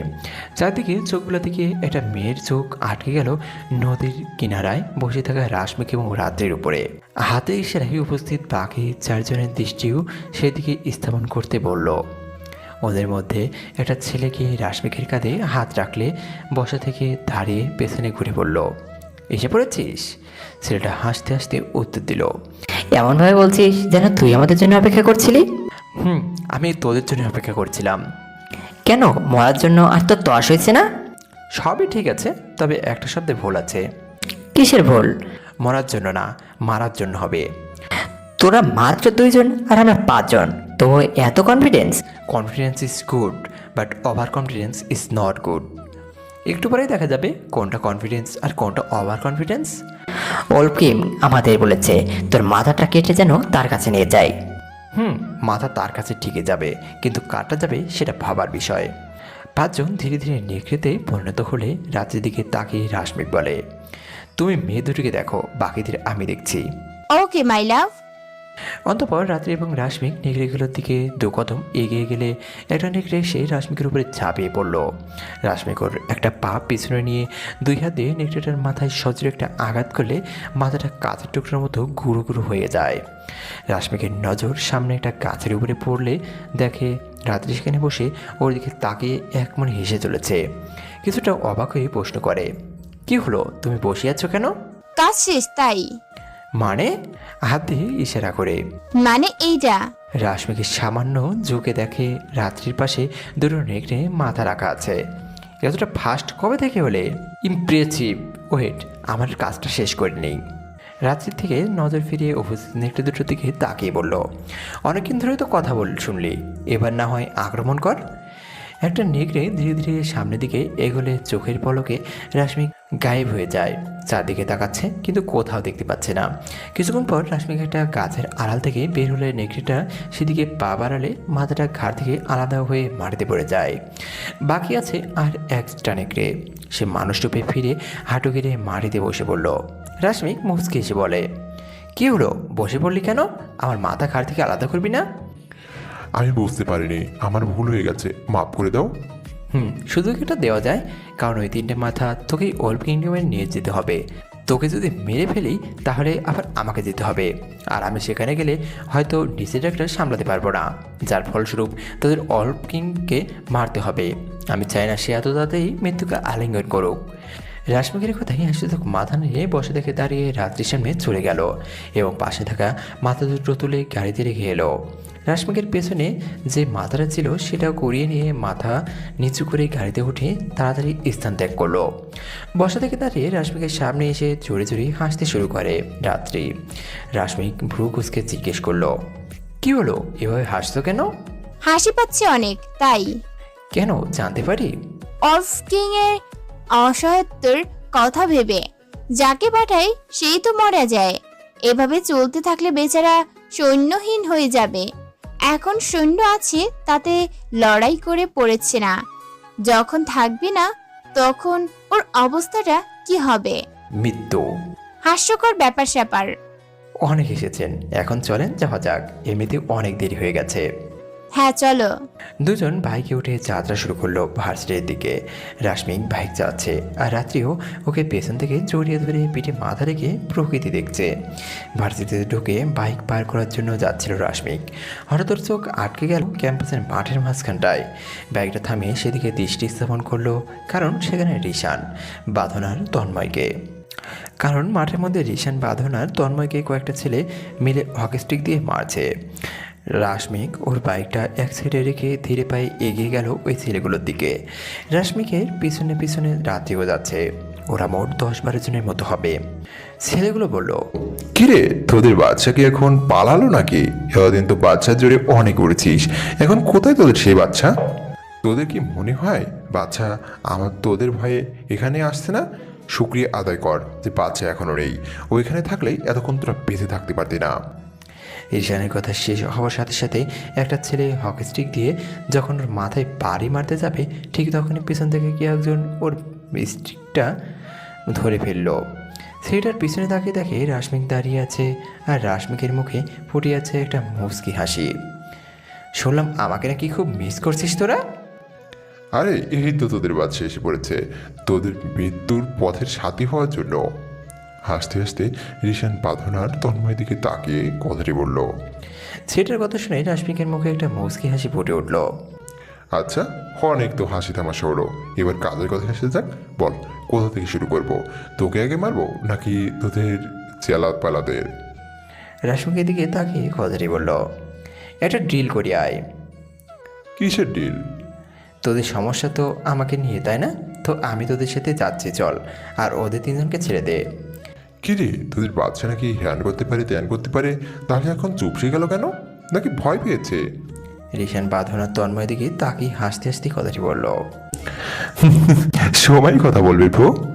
তন্ময়ের কথা শেষ হওয়ার সাথে সাথে ছেলেটা তন্ময়ের বুকে সজোরে একটা লাথি মারে আর তন্ময় মাটিতে পড়ে যায়। তোর ডিলটা আমার পছন্দ হয়েছে, বুঝলি? আমাদের দরকার তোকে, তোর এইসব পেয়ালা ছেলাপেলাদের নিয়ে আমাদের কোনো কাজ নেই। চল, কোথায় যেতে হবে? আয় আমাদের সাথে। সামনের দিকে এগোতে এগোতে এই কথাটি বলল। রাত্রি, তুমি ওদের হাসপাতালে নেওয়ার ব্যবস্থা করো, আমি আসতেছি একটু পরে। Okay baby, enjoy your journey. রাত্রির সাথে কথা বলা শেষ হলে রাশমিক যাত্রা শুরু করলো ওই ছেলেগুলোর পিছন পিছন। ভার্সিটি গেট থেকে বেরিয়ে ওরা একটা কালো গাড়িতে উঠে ওই স্থান ত্যাগ করলো। প্রায় 30 মিনিট যাত্রাপথ অতিক্রম করে গাড়িটা একটা পুরাতন গোডাউনের সামনে এসে থেমে গেল। গাড়ি থামার সাথে সাথে ছেলেগুলো আগে গাড়ি থেকে নেমে পড়ল। ওরা গাড়ি থেকে নামলে ওদের মধ্যে একটা ছেলে রাশমিকের কলার ধরে ওকে টানতে টানতে গোডাউনের দিকে এগোতে লাগলো। রাশমিক ছেলেটার কাছে কোনো প্রকার বাধা না দিয়ে চুপচাপ ওর সাথে হেঁটে চলেছে। গোডাউনের ভেতর গিয়ে ছেলেটা রাশমিকে ধাক্কা মেরে মাটিতে ফেলে দিল এবং সবাই মিলে ওকে চারদিক থেকে ঘিরে ধরল। সবাই রাশমিকের দিকে তাকিয়ে তার ছেলের হাসি হাসছে, কিন্তু তাতে রাশমিকের কোনো ভ্রুক্ষেপ নেই। ও মাটি থেকে উঠে দাঁড়িয়ে চারপাশে একবার ভালো করে চোখ বুলিয়ে নিল। ওদের মধ্যে একটা ছেলে বলল, কিরে, কি দেখছিস তার দিকে? পালানোর রাস্তা করছিস নাকি? সেটা খুঁজে লাভ নেই, তুই এখান থেকে বেরোতে পারবি না। এখান থেকে যদি কিছু বের হয় তাহলে সেটা হবে একমাত্র তোর লাশ। তাই নাকি? অন্য একটা ছেলে বলল, কেন, কোনো সন্দেহ আছে? অনেক। দাঁড়া, তোর সন্দেহ এখনই দূর করে দিচ্ছি। ছেলেটা নিজের কোমরে হাত দিয়ে একটা .22 ক্যালিভারের গান বের করলো। দেখেছিস এটা কি? একবার যদি টিকেটটা চেপে দেই তাহলে তুই এখানেই শেষ। গানটা রাশমিকে দিকে তাক করে কথাটি বলল, আচ্ছা তাহলে একটু চেপে দেখা তো, আমি শেষ হই কিনা। মরার এত শখ? অনেক। দাঁড়া, তাহলে তোর এই শখটা পূরণ করে দিছি। কথাটা বলে রাশমিকে জবাবের অপেক্ষা না করে ছেলেটার সাথে সাথে টিকিটটা চেপে দিল, কিন্তু ছেলেটার সামনের দিকে তাকিয়ে 2 কদম পিছিয়ে গেল, কারণ সেখানে রাশমিক নেই। কিছুক্ষণ পরে একটা ছেলে মাটিতে ঢলে পড়ল এবং বাকিরা তাকিয়ে দেখে ওর গুলি লেগেছে। রাশমিক সামনে থেকে সরে যাওয়ার কারণে গুলিটা গিয়ে ওই ছেলেটার বুকে লেগেছে। বাকি ছেলেগুলো আশেপাশে তাকিয়ে রাশমিকে খুঁজছে, কিন্তু কোথাও দেখতে পাচ্ছে না। ওদের মনে ধীরে ধীরে একটা অদ্ভুত ভয়ে জন্ম নিচ্ছে, কারণ একটা মানুষ কীভাবে গুলির সামনে থেকে এভাবে সরে যেতে পারে সে কারোর চোখেই পড়ল না। গোডাউনটা বেশ বড় হওয়ায় ওরা একে একজন করে আলাদা গেল রাশমিকে খোঁজার উদ্দেশ্যে। কিছুক্ষণ পর ওরা সবাই আবার আগের জায়গাতে জমায়েত হলো, কিন্তু ওরা যখন রাশমিকে খোঁজার কাজে একে অপরের থেকে আলাদা হয়েছিল তখন মোট 11 জন ছিল। ওদের সদস্য সংখ্যা কিন্তু এখন আছে মাত্র 4 জন। কিরে, বাঘেরা কোথায়? আমার তো একই প্রশ্ন, বাকিটা কোথায়? ওরা মনে হয় এখনো বাচ্চাকে খুঁজছে। চল আমরা দেখে আসি, হয়তো ওরা বাচ্চাকে খুঁজে পেয়েছে তাই আসতে দেরি হচ্ছে। এটাই হয়েছে হয়তো, চল দেখে আসি। অতঃপর ওরা 4 জন আবার নিজ নিজ থেকে আলাদা হয়ে বাকি ছেলেগুলো এবং বাচ্চাকে খোঁজার কাজে ব্যস্ত হয়ে পড়ল। প্রায় 10 মিনিট পর ওরা আবার আগের জায়গায় ফিরে এলো, তবে এবার শুধু 2 জন এসেছে। তুই একা কেন? বাকিরা কোথায়? অন্য ছেলেটার দিকে তাকিয়ে কথাটি বলল, আমিও তো কিছু বুঝতে পারছি না। প্রথমে গেলাম 11 জন আর ফিরে এলাম 4 জন, এবার গেলাম 4 জন কিন্তু ফিরে এলাম 2 জন। বাকি সবাই কোথায় যাচ্ছে? হঠাৎ পেছনে কারো হাঁটার আওয়াজ পেয়ে ওরা 2 জন পিছনে ফিরল। ওরা পিছনে তাকিয়ে দেখে রাশমিক ধীরে পায়ে হেঁটে হেঁটে ওদের দিকে এগোচ্ছে। আমাকে হচ্ছিস নাকি তোদের সহযোদ্ধাদের? তুই এতক্ষণ কোথায় ছিলি? তোকে আমরা তখন কত খুঁজেছি, আর তুই আমাদের বাকি ছেলেগুলোর কথা তুই কিভাবে জানিস? আমি তো এতক্ষণ ওখানে ছিলাম। কেন, তোরা আমাকে দেখতে পাসনি? ফাজলামি করছোস আমাদের সাথে? তুই এতক্ষণ এখানে থাকলে আমরা তোকে দেখতে পেলাম না কেন? আরে তুই যে ট্রিগার চেপেছিলি না, তখন তো আমি মরে গিয়েছিলাম, তাই হয়তো দেখতে পাসনি। আমি তো মানুষ। না, তুই আমাদের মতো সাধারণ মানুষ নোস, তোর মধ্যে নিশ্চয়ই কিছু আছে। কি আছে সেটা বল। আমার মাঝে কিছুই নেই, আমি তো তোদের মতো সাধারণ রক্তে মাংসে করা মানুষ। দাঁড়া, আমাদের বাকি সাথীদের একবার খুঁজে পাই, তারপর তোকে দেখাচ্ছি। তোদের সহযোদ্ধাদের তো অনেক আগেই শহীদ হয়ে গেছে, এবার তোদের পালা। মানে বুঝতে চাস? তাহলে একটু কষ্ট করে তোদের মাথার উপরে তাকা। রাশমিকের কথা অনুযায়ী ছেলে দুটো ওদের মাথার উপরে তাকালো। ওরা অবাক হয়ে তাকিয়ে আছে উপরের দিকে। ঘটনার আকস্মিকতায় যেন ওরা বাকরুদ্ধ হয়ে গেছে। কোনো কথা বের হচ্ছে না ওদের মুখ থেকে। প্রথম ছেলেটা মাথা নামিয়ে সামনে তাকিয়ে দেখে রাশমিক কোথাও নেই। কিরে, বাচ্চা আবার কোথায় গেল? সামনে তাকানো অবস্থায় দ্বিতীয় ছেলেটাকে উদ্দেশ্য করে বলল। দ্বিতীয় ছেলেটার কোনো জবাব না পেয়ে প্রথম ছেলেটা ওর পাশে তাকালো, কিন্তু আশ্চর্যের বিষয় হলো ওর পাশে কেউ নেই।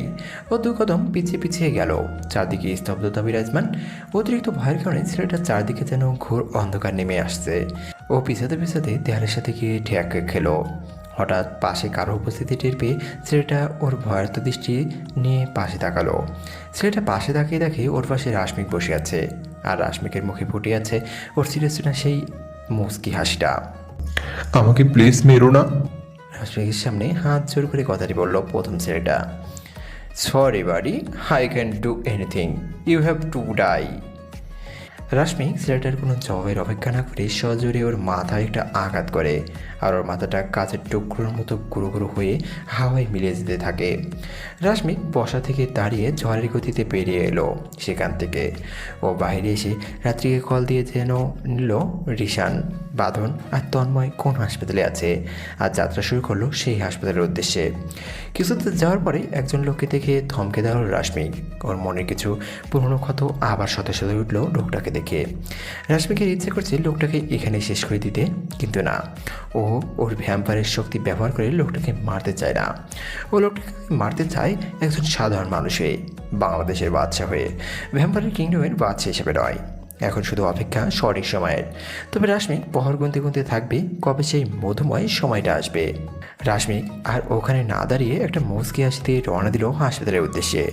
প্রায় 20 মিনিটের যাত্রাপথে অতিক্রম করে রাশমিক হাসপাতালে পৌঁছে রাত্রিকে ফোন দিয়ে ওদের রুমে নাম্বারটা জেনে নিল। রাশমিক কলটা কেটে দিয়ে 404 নম্বর রুমে চলে গেল। সেখানে রিশান, বাঁধন আর তন্ময় আছে। রাশমিক কেবিনের ভিতরে ঢুকে দেখে ওরা চারজন বেশ হাসাহাসি করে কথা বলছে। রাশমিককে দেখে রাত্রি বসা থেকে দাঁড়িয়ে একটা চেয়ার ওর দিকে এগিয়ে দিল। রাশমিক চেয়ারটা টেনে বসে বলল, কিরে ওদের কি করলি? শোয়া থেকে উঠে বসে, কী আর করবো, আমি তো ওদের দিকেই ভয়ে চুপসে গেছি। ওরা এখন কোথায় আছে? আছে না বলছিল। মানে সবাইকে মেরে ফেলেছিস? যতদূর মনে পড়ে তাই করেছিলাম।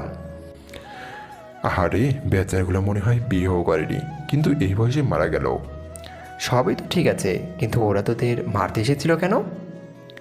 রিশান, বাঁধন আর তন্ময় দিকে তাকিয়ে রাশমিক কথাটি বলল। ওরা আমাদের না, তোকে মারতে এসেছিল।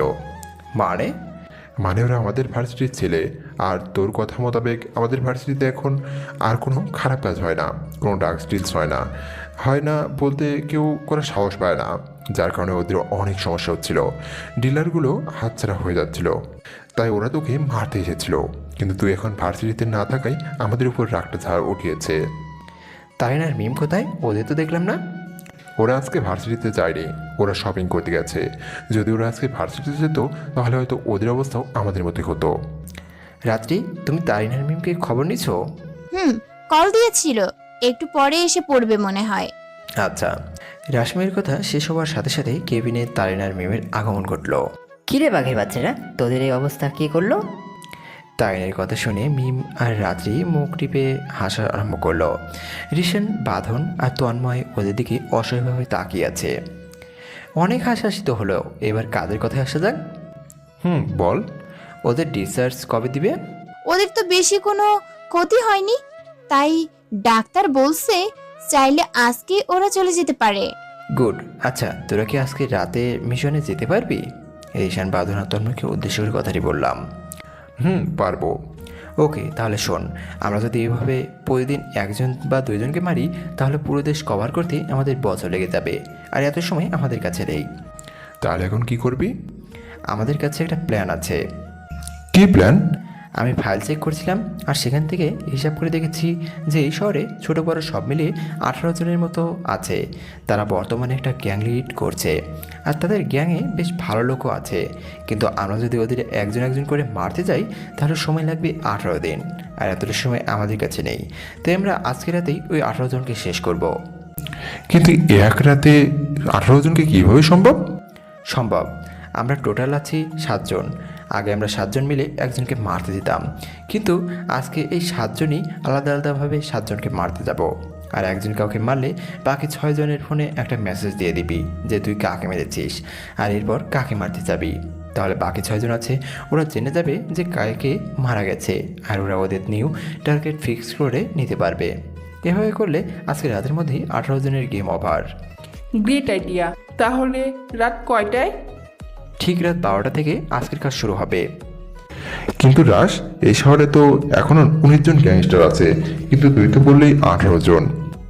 জানি, তবে বাকি যে একজন আছে তার সাথে আমার স্পেশাল মিটিং আছে, আর সেই মিটিংটা হবে সেদিন যেদিন এই বাংলাদেশে আর কোনো গ্যাংস্টার থাকবে না।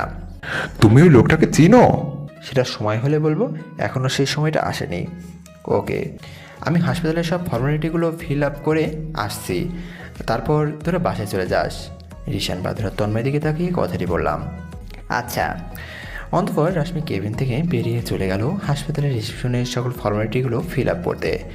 সকল ফর্মালিটিগুলো শেষ করে আবারও চলে গেল কেবিনের বাকি সবার কাছে।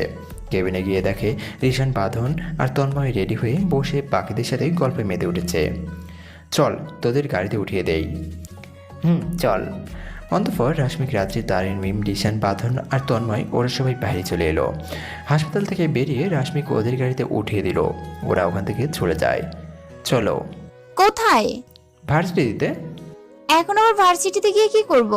বাইকটা তো ভার্সিটিতেই পড়ে আছে, ওটাকে তো হানতে হবে, তাই না ম্যাডাম? ও আচ্ছা, চলো। রাশমিকা রাতেই রওনা দিল ভার্সিটির উদ্দেশ্যে।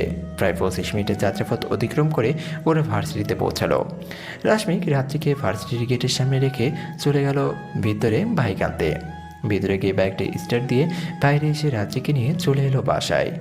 ঘড়িতে সময় 11টা বেজে 54 মিনিট। রাশমিক, রাত্রি, তারিন, মিম, রিশান, বাঁধন আর তন্ময় বসে আছে এক জায়গায় গোল হয়ে। জায়গাটা রিশানদের ফ্ল্যাট। তোরা তোদের ফার্স্ট টার্গেট বুঝতে পেরেছিস? আর সেকেন্ড টার্গেট? সেকেন্ড টার্গেট তো তখনই বললাম, যাকে মারবি তার ব্যাপারে বাকিদের SMS পাঠিয়ে দিবি এবং এরপরে কাকে মারতে যাবি সেটার মেসেজও পাঠিয়ে দিবি। ওকে, ডান। আর কারো কোনো প্রশ্ন আছে? না।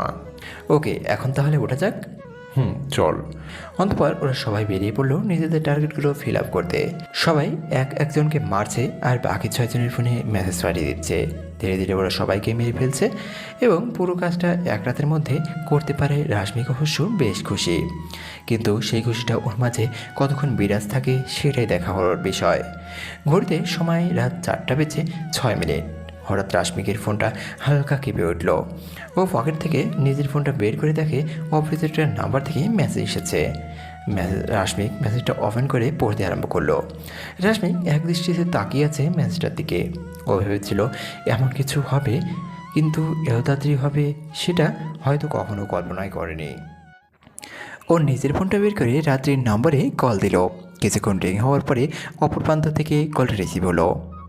বলো। বাসায় এসো, এক্ষুনি কথা আছে। আমি বাসার দিকে যাচ্ছিলাম। আচ্ছা ঠিক আছে, আসো। হুম। রাশমিক কলটা কেটে দিয়ে ও নিজেও যাত্রা শুরু করলো বাসার উদ্দেশ্যে। প্রায় 30 মিনিট যাত্রাপথ অতিক্রম করে রাশমিক বাসায় পৌঁছালো। ও বাসার ভিতরে ঢুকে দেখে রাত্রি আগে থেকেই ওর জন্য ড্রয়িং রুমে সোফায় বসে অপেক্ষা করছে। রাশমিককে দেখে রাত্রি বসা থেকে উঠে দাঁড়ালো। বলো, কি কথা? ওরা আবির ভাইকে তুলে নিয়ে গেছে। কারা? অল্প কিং। কখন আর কিভাবে? জানি না কিভাবে, আমার ফোনে একটু আগে মেসেজ এসেছে, সেখানে লেখা ছিল। আমি জানতাম এমন কিছু একটা হতে পারে, কিন্তু এত তাড়াতাড়ি যে হবে সেটা ভাবিনি। এখন কি করবে? অল্প কিংডম যেতে হবে, তবে আমি এখনই অল্প কিংডমের সাথে কোনো ঝামেলায় জড়াতে চাচ্ছিলাম না, কিন্তু এখন কিছুই করার নেই। আপুকে জানিয়েছো? না, আপুকে এখন কিছু বলার দরকার নেই। আমার মনে হয় এখন বলে দিলেই ভালো হতো, কারণ পরে যদি আপু অন্য কারো কাছ থেকে শুনে তাহলে কষ্ট পাবে অনেক। জানি। আচ্ছা বলো, এখন আমাদের যেতে হবে। কোথায় যাবে? ভ্যাম্পার কিংডম। আম্মুর সাথে কথা বলতে হবে এই বিষয়ে। বেশি দেরি করলে আবার সমস্যা হতে পারে, তখন হয়তো বিষয়টা আমার হাত থেকে বেরিয়ে যাবে আর আমি চাইলেও কিছুই করতে পারবো না। চলো। অন্তঃপর রাশমিক আর রাত্রি বাসা থেকে বেরিয়ে রওনা দিল ভ্যাম্পার কিংডমের উদ্দেশ্যে। সূর্যি মামা কেবল উঁকি দিচ্ছে পূর্ব আকাশে। ভোরের আলো ফুটে উঠেছে প্রকৃতিতে। চারদিকে ধীরে ধীরে হয়ে উঠছে উজ্জ্বল এবং আলোকিত। রাশমিক আর রাত্রি যাত্রারত আছে ওদের গন্তব্যের দিকে। তবে ভোরের সূর্য যত তাড়াতাড়ি আলোকোজ্জ্বল করছে প্রকৃতিকে, ঠিক তেমনই রাশমিক তার রাত্রির চলার গতিও যেন দ্রুত থেকে আরও দ্রুততর হয়ে চলেছে। প্রায় 2 ঘন্টা যাত্রাপথ অতিক্রম রাশমিক আর রাত্রি ভ্যাম্পার কিংডমে পৌঁছালো। ভ্যাম্পার কিংডমের ভিতরে প্রবেশ করে রাশমিক কোনো বিলম্ব না করে সোজা চলে গেল ওর আম্মুর রুমে সামনে। রাশমিক যখন ওর আম্মুর রুমে ঢুকতে যাবে তখন খেয়াল করলো যে পাখি ওর আম্মুর রুমে উপস্থিত আছে। রাশমিক রাত্রিকে বলল, রাত্রি কৌশলে আখিকে রাশমিকের মায়ের রুম থেকে বাইরে নিয়ে যায়। আখি বাইরে চলে গেলে রাশমিক ওর মায়ের রুমতে ঢুকে দরজা ভিতর থেকে লাগিয়ে দিল। রাশমিকের আম্মু রাশমিকের দরজা আটকাতে দেখে কিছুটা অবাক হয়ে বসা থেকে উঠে দাঁড়ালো। কি হলো রাশ, দরজা আটকালি কেন? বসা থেকে দাঁড়িয়ে রাশমিকের দিকে তাকিয়ে কথাটি বলল রাশমিকের আম্মু। তোমার সাথে কিছু জরুরি কথা আছে। ওর আম্মুর দিকে এগোতে এগোতেই রাশমিক বলল, কি কথা? রনি আবির ভাইয়াকে তুলে নিয়ে গেছে। কি? হুম। কখন নিয়ে গেছে? আর তুই কিভাবে জানলি? আমার ফোনে একটা মেসেজ এসেছে ওল্ড কিংয়ের। আখি কিছু জানে? না, এখনও কিছু জানেনি। ওরা কি যুদ্ধের ঘোষণা দিয়েছে? না দিলেও তো আমাকে যেতে হবে আম্মু, নাহলে আবির ভাইয়ের কোনো ক্ষতি হয়ে গেলে আপু নিজেকে সামলাতে পারবে না। আর তাছাড়া আবির ভাইয়ের সন্তান আপুর গর্ভে। আমি চাই না বাচ্চাটা পৃথিবীতে আসার আগেই নিজের বাবা মা ডাকার অধিকারটা হারাক। তাহলে ভ্যাম্পায়ার কিংডমে সবাইকে বল যুদ্ধের জন্য প্রস্তুত হতে। আজকের রাতেই আমরা ওদের উপরে আঘাত হানবো। আচ্ছা ঠিক আছে। আর তুমি আপুকে একটু বুঝিয়ে বললো সব কিছু, কিন্তু খেয়াল রেখো ও যেন বেশি উত্তেজিত না হয়। এই সময় উত্তেজিত হওয়ার ওর আর ওর বাচ্চার জন্য দুজনের জন্যই ক্ষতি। আচ্ছা ঠিক আছে। রাশমিক ওর আম্মুর কাছ থেকে বিদায় নিয়ে বাইরে চলে গেল এবং রাত্রিকে ইশারা করে আকিকে ভিতরে নিয়ে যেতে বলল। রাশমিকের ইশারা পেয়ে রাত্রি আকিকে নিয়ে রাশমিকের আম্মুর রুমে চলে গেল এবং রাশমিক চলে এলো ওর সিংহাসনের সামনে। রাশমিক সিংহাসনের সামনে গেলে ওকে দেখে এখানে যারা যারা উপস্থিত ছিল সবাই দাঁড়িয়ে গেল।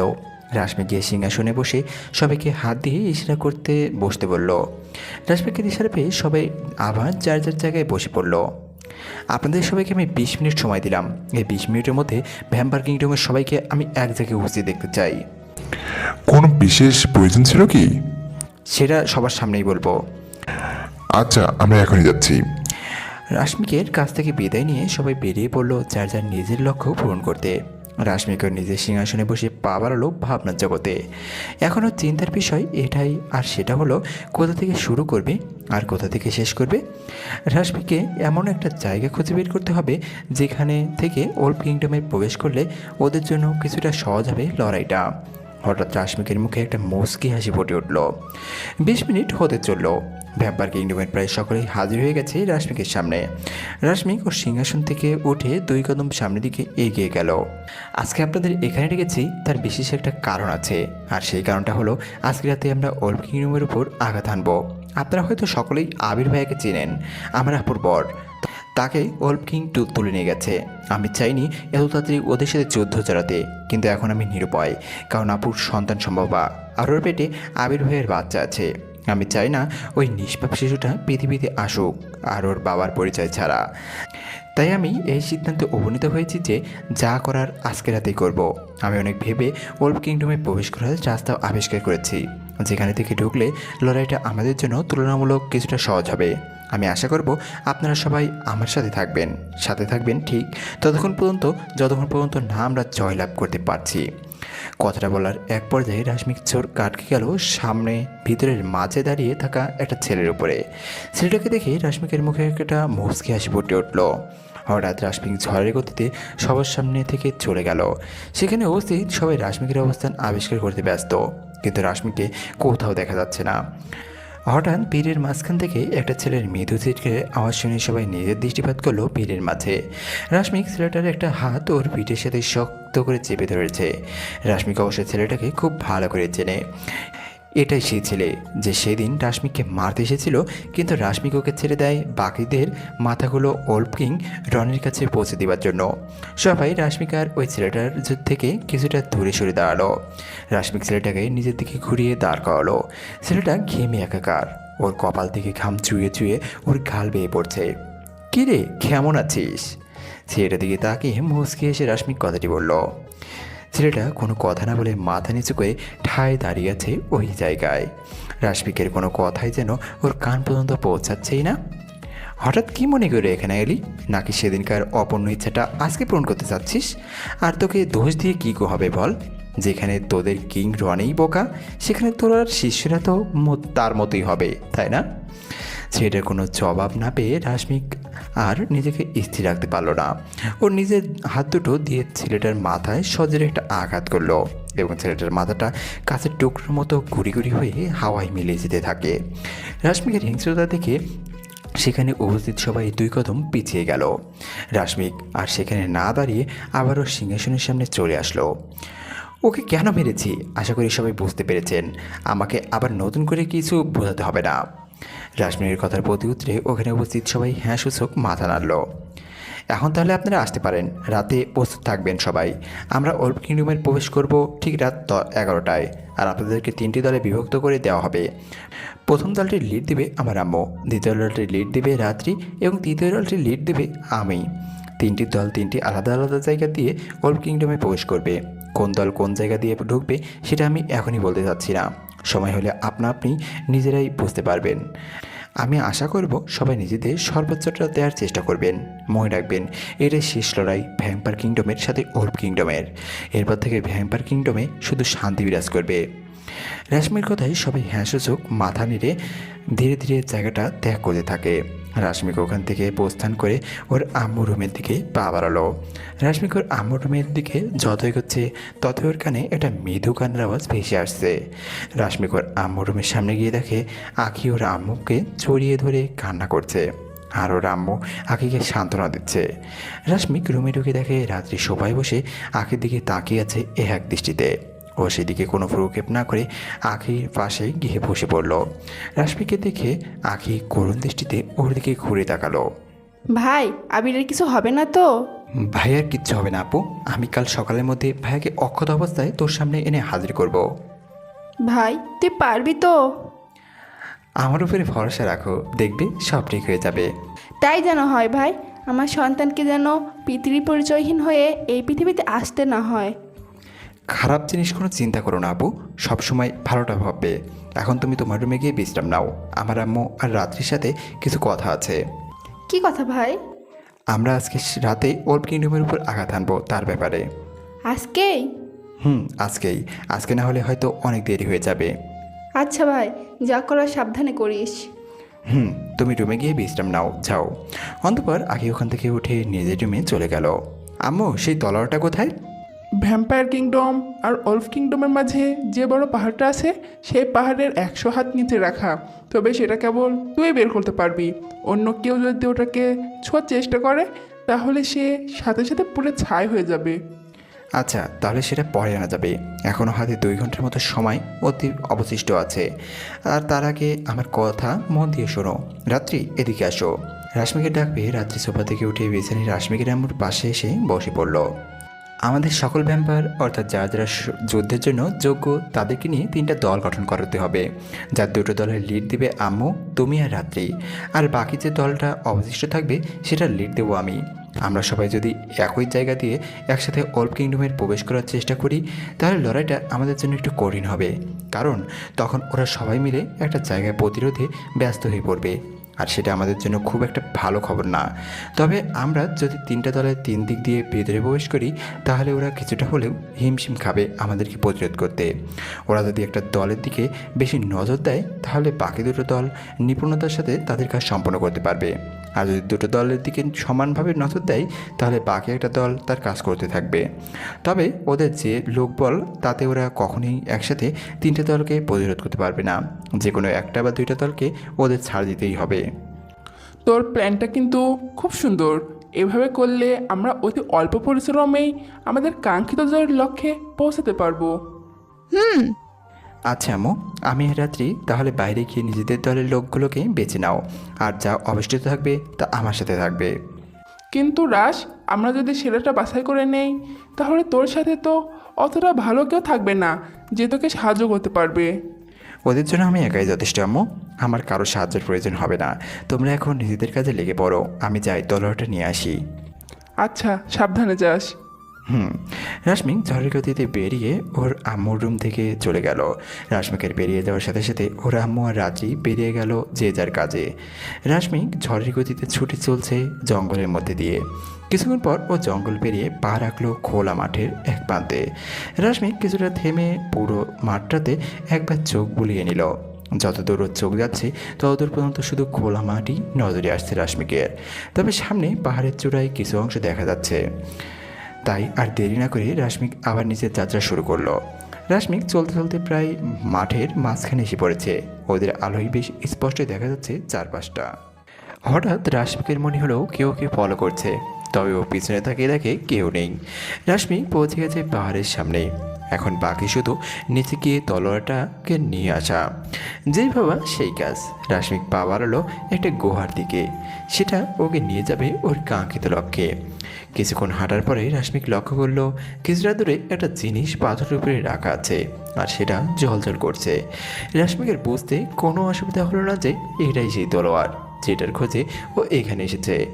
রাশমিক আর দেরি না করে দ্রুত পায়ে হেঁটে তলোয়ারের কাছে চলে গেল। রাশমিক কিছুক্ষণ ভালোভাবে তলোয়ারটাকে পর্যবেক্ষণ করে নিল। ও হাত বাড়ালো তলোয়ারটার দিকে। তলোয়ারটাকে ছোঁয়ার সাথে সাথে রাশমিকের মনে হলো একটা বৈদ্যুতিক শিহরণ বয়ে গেল ওর শরীরের মধ্য দিয়ে। রাশমিক সেদিকে কোনো ভ্রুক্ষেপ না করে একটানে তলোয়ারটাকে পাথর থেকে বের করে নিল। তলোয়ারটা হাতে নিয়ে ও পিছনে ঘুরে গেল গোয়া থেকে বেরোনোর জন্য। রাশমিক গোয়া থেকে বেরিয়ে আবার যাত্রা শুরু করলো ভ্যাম্পায়ার কিংডমের দিকে। কিছুদূর যাওয়ার পরে ও লক্ষ্য করলো অনেকগুলো ছেলে সমান তালে ওর সাথে দৌড়ে চলছে। ওরা যে নেকড়ে সেটা বুঝতে রাশমিকের তেমন একটা অসুবিধা হলো না। ওদের দেখে রাশমিক একটা মুচকি হাসি দিয়ে নিজের চলার গতিটা আরও বাড়িয়ে দিল। ছেলেগুলো দাঁড়িয়ে পড়লো যার যার নিজের জায়গায়, কারণ ওরা ভালো করেই জানে রাশমিকের গতির সামনে ওদের গতি দিয়ে লড়াই সম্ভব না। এটা সম্পূর্ণ বোকামি। তবে ওরা এটাও জানে যে রাশমিক পালানোর পাত্র না। ও নিশ্চয়ই এখানেই কোথাও আছে, শুধু দেখার নজর দিয়ে খুঁজতে হবে। ছেলেগুলো মোট 10 থেকে 12 জনের মতো আছে, আর প্রত্যেকেই আলাদা আলাদা দিকে রাশমিককে খুঁজে চলেছে, তবে একত্রে থেকে। কারণ এখন একজনের থেকে অন্যজন আলাদা হওয়া মানে মৃত্যুকে সাদরে আমন্ত্রণ করা। কিছুক্ষণ কালো মেঘ ঘেঁটে ধরে ধীরে ধীরে চাঁদের আলোটাকে গ্রাস করে নিচ্ছে। মেঘাচ্ছন্ন অন্ধকারাচ্ছন্ন হয়ে যাচ্ছে চারপাশটা, যা হয়তো নেকড়িগুলোর কাছে আরও কিছুটা ভয়ের কারণ হয়ে দাঁড়িয়েছে। তবে এই কালো মেঘটা অন্য একজনের মুখে হাসি ফুটিয়ে দিচ্ছে। ওকে দেখতে পেলে? বাকি ছেলেগুলোকে উদ্দেশ্য করে প্রথম ছেলেটি বলল। না, কিংকে বলেছিলাম যে আমরা এই কয়েকজন ওর সাথে পারবো না, কিন্তু কিং শুনলো না, পাঠিয়ে দিল মরার জন্য। এখন থেকে বেঁচে ফিরতে পারবো না সেটা আমরা বোঝা হয়ে গেছে। আমি বলেছিলাম যাওয়ার সময় ওর উপরে হামলা করে চল, তোরা তো আমার কথা কানেই নিসনি। এখন তো আবার ওর কাছে তলোয়ারও আছে, না জানি কপাল কি আছে। আরে এত চিন্তা করিস না, আমরা অনেক কয়েকজন আরও একা, কিছুই করতে পারবে না। এর আগে যারা ওর হাতে মারা গেছে তারাও এক ছিল না। কিরে, আমাকে না খুঁজে তোরা কি ফিসফিস করছিস এখন? রাশমিকের গলার আওয়াজ পেয়ে ওরা চারদিকে একবার চোখ বুলিয়ে খোঁজার চেষ্টা করলো আওয়াজটা কোথা থেকে আসছে। ওরা লক্ষ্য করলো রাশমিক ওদের থেকে কিছুটা দূরে দাঁড়িয়ে আছে। ওরা ধীরে পায়ে রাশমিকের দিকে এগোতে থাকে। ওদের হাতের নখগুলো বিশাল আকৃতি ধারণ করেছে। হঠাৎ ওরা নিজের চলার গতি বাড়িয়ে দিল এবং রাশমিকের উপর গিয়ে ঝাঁপিয়ে পড়ল। ওরা সামনে থাকা মানুষটির উপরে অমানসিক নির্যাতন করে চলেছে সেই তখন থেকে। কিছুক্ষণ পর ওরা থেমে গেল। লাশটা থেকে দুকদম পিছিয়ে গিয়ে খেয়াল করলো ওরা তখন যাকে মেরেছে সে রাশমিক ছিল না, ওদের মধ্যেই একজন ছিল। দেখলি তো, আমি বলেছিলাম না ওর গতির সামনে আমরা কিছুই করতে পারবো না। ও সরে গিয়ে কখন যে আমাদের লোক রেখে দিল সেটা তো বুঝতেই পারলাম না। আর মরার প্রশ্ন তো অনেক দূর। আমি বলি কি, নিজেদের প্রাণ নিয়ে এখান থেকে ফিরে যাওয়াটাই মনে হয় বুদ্ধিমানী কাজ হবে। কারণ যার সাথে আমরা পারবো না তার সাথে যুদ্ধে চালানোর মানে বোকামি ছাড়া আর কিছুই না। আমি ওর সাথে একমত। এখন চলে যাওয়াটাই মনে হয় সবচেয়ে ভালো অপশন। আচ্ছা চল। অন্তপর ছেলেগুলো ওখান থেকে উল্টা দিকে ঘুরে যাত্রা শুরু করলো ওল্ড কিংডমের দিকে। রাশমিক ওদের কাণ্ড কারখানা দেখে একটা মুচকি হাসি দিয়ে ওখান থেকে যাত্রা শুরু করলো ভ্যাম্পায়ার কিংডমের উদ্দেশ্যে। রাশমিক ভ্যাম্পায়ার কিংডমে পৌঁছে সোজা ওর আম্মুর রুমে চলে গেল। ওর আম্মুর রুমে ঢুকে দেখে রাত্রি আর আখি দুজনে সেখানে উপস্থিত আছে। রাশমিক গিয়ে তলোয়ারটা ওর আম্মুর সামনে তুলে ধরলো। এটাই, আনতে কোনো সমস্যা হয়নি তো? না, তেমন কোনো সমস্যা হয়নি। আচ্ছা, আমরা 3টি দল করে নিয়েছি, আর সময়ও কিন্তু হাতে বেশি একটা নেই। জানি। চলো বাইরে চলো, সবার সামনে কিছু কথা বলার আছে। চল। অন্তপর রাশমিক ও রাম্মু রাত্রি আর আখি চলে গেল সিংহাসনের সামনে, যেখানে আগে থেকেই সবাই উপস্থিত ছিল। রাশমিক গিয়ে ওদের দিকে একবার ভালো করে তাকিয়ে নিজের চোখ বুলিয়ে নিল। তখন বলেছিলাম যে ওল্ড কিংডমে প্রবেশের রাস্তা আমি পরে বলবো। রাশমিকের কথার জবাবে সবাই হ্যাঁ সুযোগ মাথা নাড়ল। ওল্ড কিংডমে ঢোকার রাস্তা মোট 7টি, যার মধ্যে 3টি রাস্তা খুবই সহজ, যেখানে থেকে চাইলে যে কেউ ওল্ড কিংডমে প্রবেশ করতে পারবে। আর বাকি যে 4টি রাস্তা আছে সেগুলোর তুলনামূলক কিছুটা কঠিন, তবে আমরা সহজ রাস্তা দিয়ে ভিতরে প্রবেশ করব। কিন্তু রাজ, আমার মনে হয় সহজ রাস্তা দিয়ে না ঢোকাই ভালো, কারণ ওখানে প্রচুর গার্ড থাকবে আর কঠিন রাস্তা কম থাকবে। রাজ, রাত্রি তো ঠিকই বলেছে। না, ভুল বলেছে। মানে? ওরা ভাববে আমরা সহজ রাস্তা দিয়ে যাব না, কারণ এখানে প্রচুর গার্ড থাকবে, তাই ওরা কঠিন রাস্তা দিকে বেশি নজর দিবে, আর আমরা সহজ রাস্তা দিয়ে ঢুকে যাব। রাজ কিন্তু ভুল কিছু বলেনি। রাশমিকের আম্মুর কথায় আখিয়া রাত্রি হ্যাঁসূচক মাথা নাড়ল।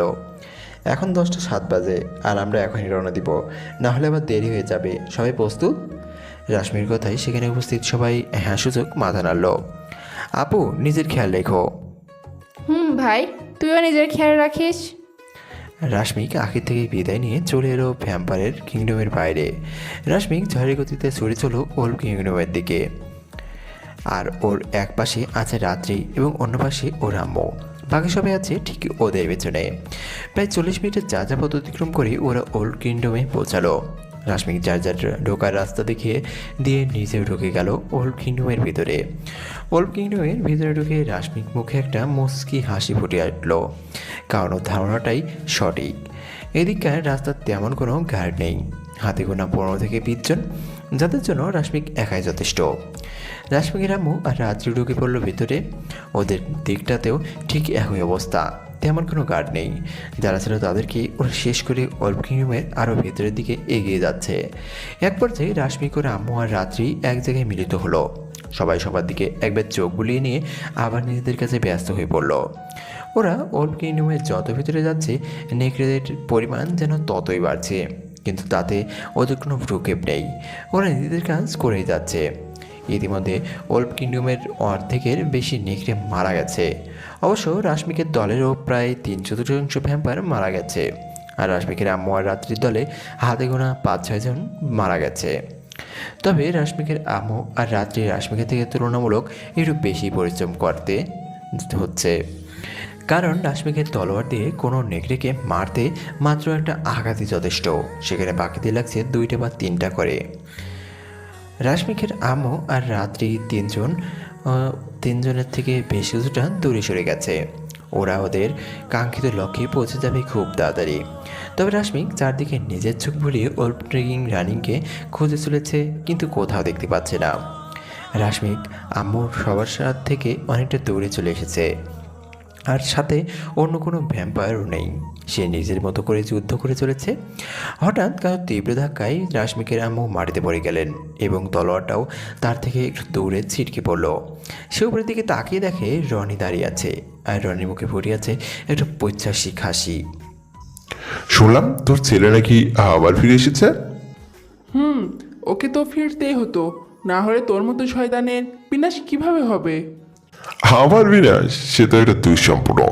কেন, তোর স্বামী তো আমাকে মারতে চেয়েছিল, মহিলাই তোর পরিণতি। তুই তো ছলনার আশ্রয় ছাড়া আর কিছুই পারিস না। সাহস থাকলে সরাসরি যুদ্ধ কর। কে মেরেছিল? আর আজকে তোদের সবাইকে শেষ করবো একে একে। রাশমিকের আম্মু কোনো জবাবের অপেক্ষা না করে রনি যখন ওর তলোয়ারটা তার গলায় বসাতে যাবে ঠিক তখনই কেউ একজন পিছন থেকে এসে রনির তলোয়ারটা ধরে ফেললো। রনি পিছনে তাকিয়ে দেখে রাশমিক দাঁড়িয়ে আছে। এত তারা কিসে? একটু ধীরে সুস্থে করলেই তো হয়, তাই না? ও, তুই এসে পড়েছিস? যাক, ভালো করেছিস। ভাবলাম আগে তোর মাকে মারবো তারপর তোকে, কিন্তু না, এখন আগে তোকে মারবো তারপর তোর মাকে। তাই নাকি? তাহলে একবার চেষ্টা করে দেখ না কি হয়। রাশমিক রনির তলোয়ারটা ছেড়ে দিয়ে 2 কদম পিছিয়ে গেল। রনি আর রাশমিকের দিকে ঘুরে এক পা করে ওর দিকে এগোচ্ছে। অন্যদিকে রাত্রি একটা রুমের সামনে গিয়ে দেখে সেখানে অনেকগুলো নেকড়ে ঘুরঘুর করছে, আর তার একটু সামনেই আবির অচেতন অবস্থায় পড়ে আছে। রাত্রির সাথে থাকা কয়েকজন ভ্যাম্পায়ারের দ্বারা ভিতরে থাকা নেকড়েগুলোর দৃষ্টি আকর্ষণ করে ওদেরকে বাইরে নিয়ে আসলো। নেকড়েগুলো যুদ্ধ ব্যস্ত হয়ে পড়লো ভ্যাম্পায়ারের সাথে, আর সেই সুযোগে রাত্রি ভিতরে ঢুকে গেল। রাত্রি আবিরের সামনে হাঁটু গেড়ে বসে ওর গেলে আলতো করে চড় মারতে থাকে, কিন্তু তাতে আবিরের জ্ঞান না ফিরলে ও রুমের চারদিকে চোখ বুলিয়ে খুঁজতে থাকে কোথাও পানি আছে কিনা। রাত্রে খেয়াল করলো রুমের এক কোণে একটা পানির বোতল রাখা আছে। রাত্রে গিয়ে পানির বোতলটা নিয়ে আবার আবিরের সামনে এসে বসেই পড়লো এবং ওর মুখে কয়েক ফোঁটা পানি ছিটিয়ে দিলে আবির মিটমিট করে চোখ খুলতে থাকে। আবির চোখ খুলে সামনে তাকিয়ে দেখে রাত্রি বসে আছে। ও চারদিকে একবার চোখ বুলিয়ে নিয়ে নিজের অবস্থানের আবিষ্কার করার চেষ্টা করলো, কিন্তু না, জায়গাটা ওর কাছে সম্পূর্ণ অপরিচিত। রাত্রি, তুমি এখানে? আর এটা কোথায়? এটা ওয়ালফ কিংডম, আর ওয়ালফ কিং রনি তোমাকে এখানে তুলে এনেছিল, আর আমরা এসেছি ওর সাথে যুদ্ধ করতে। বাকি কথা পরে হবে, এখন তাড়াতাড়ি চলো এখান থেকে। আর হেল্প কিছু সংখ্যক নেকড়ে বাকি আছে, সেগুলোকে মারতে হবে। চলো। অন্তঃপর আবিরের রাত্রি সেখান থেকে উঠে বাইরে চলে এলো। আবির মাটি থেকে একটা তলোয়ার উঠিয়ে রাত্রির সাথে সমান তালে যুদ্ধ করতে ব্যস্ত হয়ে পড়ল। রাশমিকের এমন মুখে একটা অসাময়িক হাসি রেখা ফুটে উঠেছে, কারণ রনি রাশমিকের কাছে পদে পদে ন্যস্ত হচ্ছে। হঠাৎ রাশমিক রনের বুকে সজোরে একটা লাথি মারলে রনি মাটিতে পড়ে যায়, আর ওর তলোয়ারটা অনেক দূরে গিয়ে ছিটকে পড়ল। রাশমিক ধীরে ধীরে রনির দিকে এগোতে থাকে, আর রনিও সেই সাথে পিছাচ্ছে। এক পর্যায়ে রাশমিক একটা লাফ দিয়ে নিজের তলোয়ারটা যখন রনির থেকে পেটের ঠিক মাঝ বরাবর ঢোকাতে যাবে, ঠিক তখনই কেউ একজন এসে রাশমিকের একটা ধাক্কা দিল এবং অনেকটা দূরে গিয়ে ছিটকে পড়ল। রাশমিক ধীরে ধীরে নিজের শিথিল করে সামনে তাকিয়ে দেখে মিম রনিকে মাটি থেকে টেনে তুলছে। ঘটনার আকস্মিকতায় রাশমিক যেন বাকরুদ্ধ হয়ে গেছে। ওর হাত পা স্থির হয়ে গেছে একই জায়গায়। ওর মনে এখন শুধু একটা প্রশ্নই টানা বাজছে, আর সেটা হলো মিম এখানে কি করছে। মিম রনিকে মাটি থেকে উঠিয়ে ধীরে পায়ে রাশমিকের দিকে এগিয়ে গেল। মিম রাশমিকের সামনে গিয়ে ওর দিকে নিজের একটা হাত বাড়িয়ে দিল, কিন্তু তাতে রাশমিকের কোনো ভ্রুক্ষেপ নেই। ও এখনও বোঝার চেষ্টা করতে লাগছে যে একটু আগে এখানে কী ঘটেছে।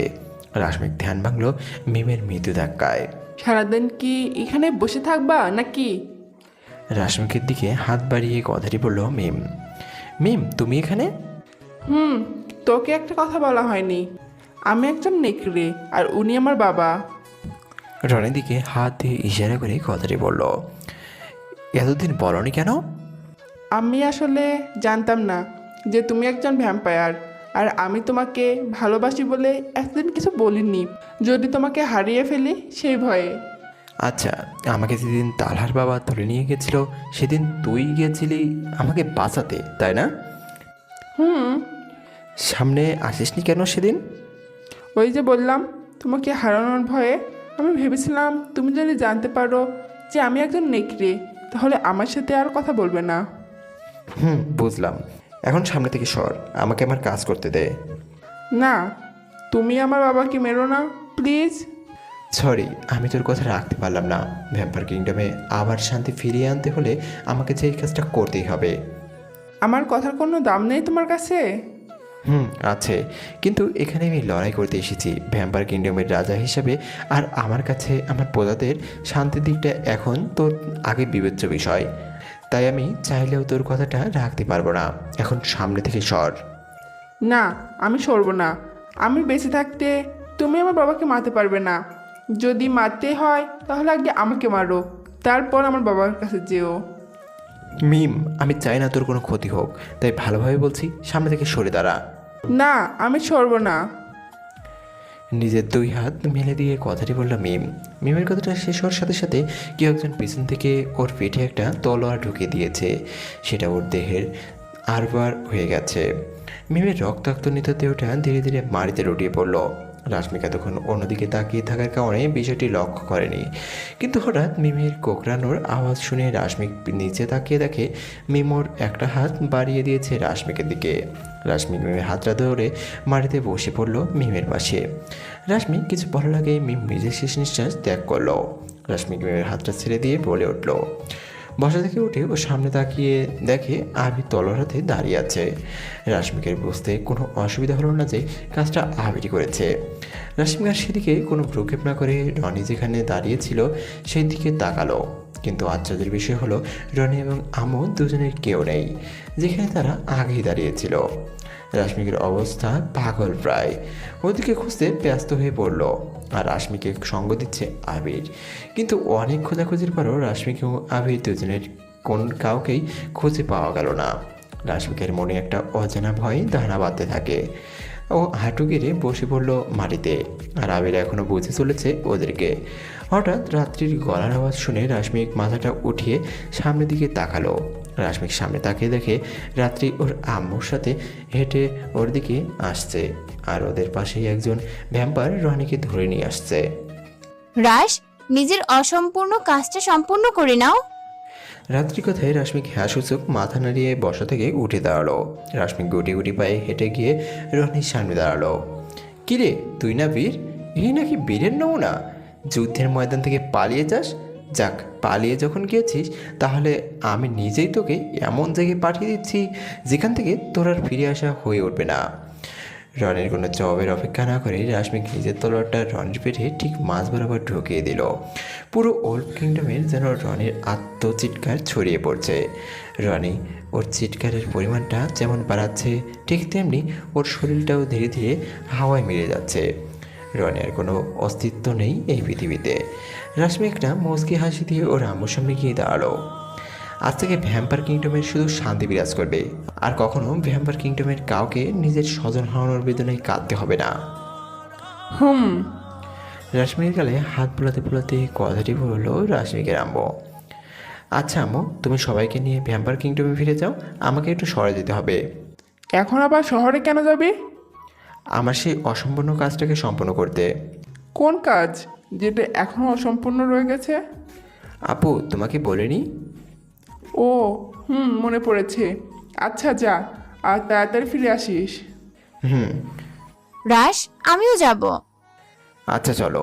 অন্তপর রাশমিকর আম্মুর আর আবিরের থেকে বিদায় নিয়ে রাত্রিকে নিয়ে যাত্রা শুরু করলো শহরের দিকে নিজের অসম্পূর্ণ কাজটাকে সম্পন্ন করতে।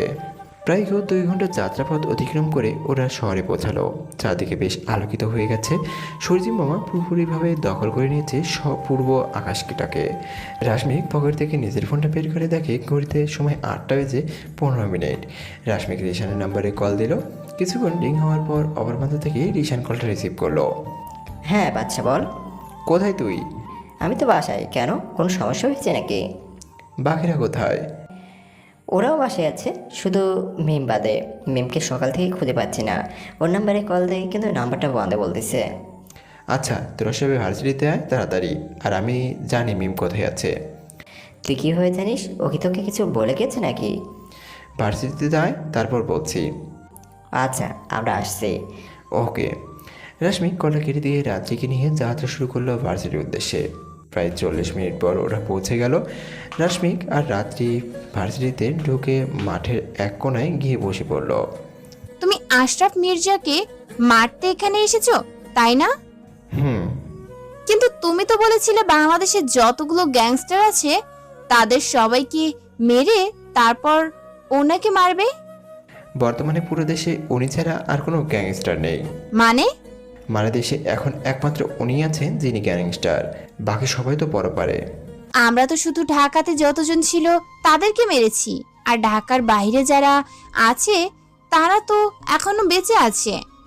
না, বেঁচে নেই। তুমি কিভাবে জানলে? গতকাল রাতে আমরা যখন ওল্ড কিংডমের লড়াই করতে ব্যস্ত ছিলাম তখন বাকি যে 7টা বিভাগ আছে সেই 7টা বিভাগে মোট 7 জন ভ্যাম্পায়ার আমার কাজটাকে সুনিপুণভাবে করে দিয়েছে। তাই বর্তমানে এই দেশে আশরাফ মির্জা ব্যতীত আর কোনো গ্যাংস্টার নেই। আর আজকে আশরাফ মির্জা পরপারে চলে যাবে।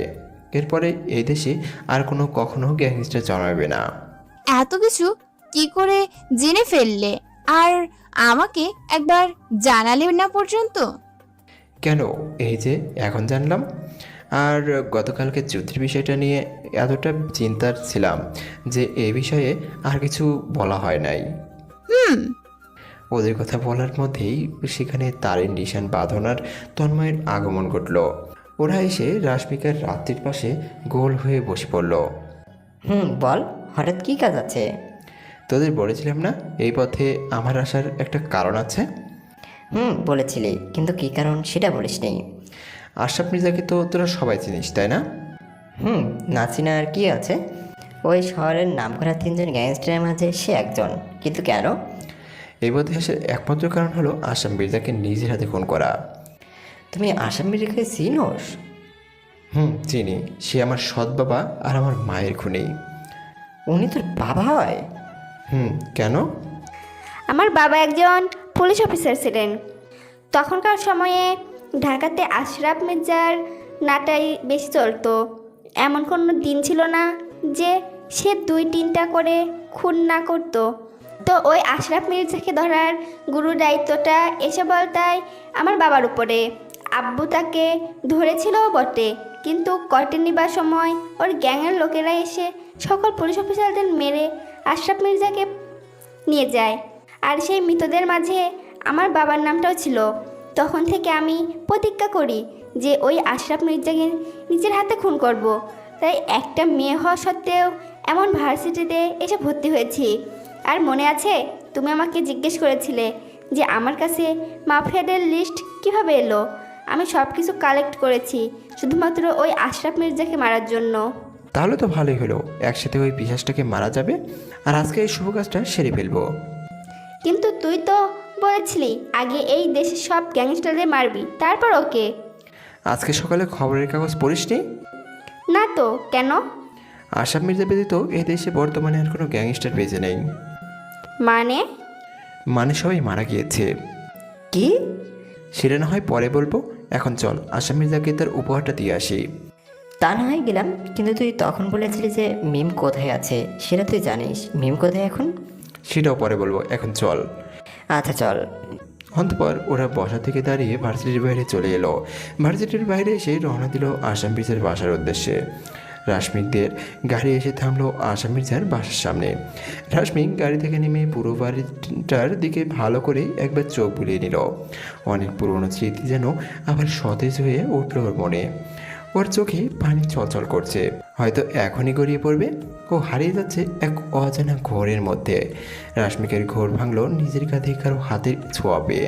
রাশমিক তাকিয়ে দেখে রাত্রি দাঁড়িয়ে আছে। কি হলো রাশ? না কিছু না। তাহলে তোমার চোখে পানি কেন? এমনি আমার কথা মনে পড়ে গেল তাই। আম্মু তো সব সময় তোমার সাথেই আছে, তাই না? তাহলে যদি তুমি এভাবে কাঁদো তাহলে কি লাভ? ভালো লাগবে বলো? চলো ভিতরে যাওয়া যাক। কিন্তু গার্ড তো আছে, কিভাবে যাবে? ব্যবস্থা করাই আছে, শুধু এখন ভিতরে যাওয়া বাকি। কি ব্যবস্থা? চলো আমার সাথে। কথাটা বলে রাশমিক ওর বাবার পিছনের দিকে হাঁটা শুরু করলো। বাকিরাও রাশমিককে অনুসরণ করে ওর পিছু পিছু হাঁটছে। বাড়ির ঠিক পিছনে এসে রাশমিক থেমে গেল। এখানে এলে কেন? ভিতরে যাব তাই। এখান থেকে ভিতরে কিভাবে যাবি? এইভাবে। কথাটা বলে রাশমিক মাটিতে হাঁটু গেড়ে বসে পড়ল এবং একটু ঝুঁকে সামনের দেয়ালটাতে হালকা একটু ধাক্কা দিল। সাথে সাথে একটা পোস্টার ছিঁড়ে পড়ে গেল। দেয়ালটা ওখান থেকে ভাঙা ছিল, কিন্তু পোস্টারটা এমনভাবে লাগানো ছিল যে বোঝার কোনো সাধ্যই নেই এখানে দেয়াল ভাঙা। তুই কীভাবে জানিস এখানে দেয়াল ভাঙা? ছোটবেলায় এখান থেকেই পালিয়েছিলাম আমি, তাই জানি। এখন কথা কম বলে ভিতরে আয়। কথাটা বলে রাশমিক হামাগুড়ি দিয়ে ভিতরে ঢুকে গেল। ওর পিছু পিছু বাকিরাও ঢুকে গেল। বাড়ির পিছন দিকটাই তেমন গার্ড নেই। যে দুইজন ছিল তাদেরকে রাশমিক মেরে ফেলেছে। আর গানে সাইলেন্সার লাগানো থাকার কারণে গুলি বের হওয়ার সময় কোনো আওয়াজ হয়নি। ওরা সবাই গুটি গুটি পায়ে হেঁটে বাসার ভিতরে চলে গেল। আসাম মির্জার রুমটা দোতলায়, তাই ওরা সিঁড়ি ভেঙে আস্তে আস্তে দোতলায় আসাম মির্জার রুমে চলে গেল।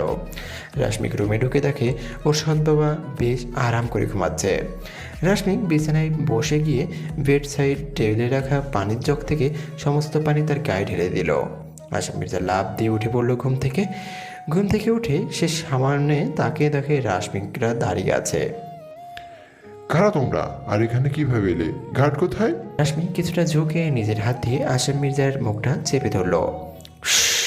চেঁচিয়ে লাভ নেই, নিজের মৃত্যুর আগে এভাবে কেউ চেঁচায়? বোকা লোক। আসাম মির্জা নিজের হাত দিয়ে রাশমিকের হাতটা সরানোর বৃথা চেষ্টা করছে, কিন্তু রাশমিকের শক্তির সাথে পেরে উঠছে না সে।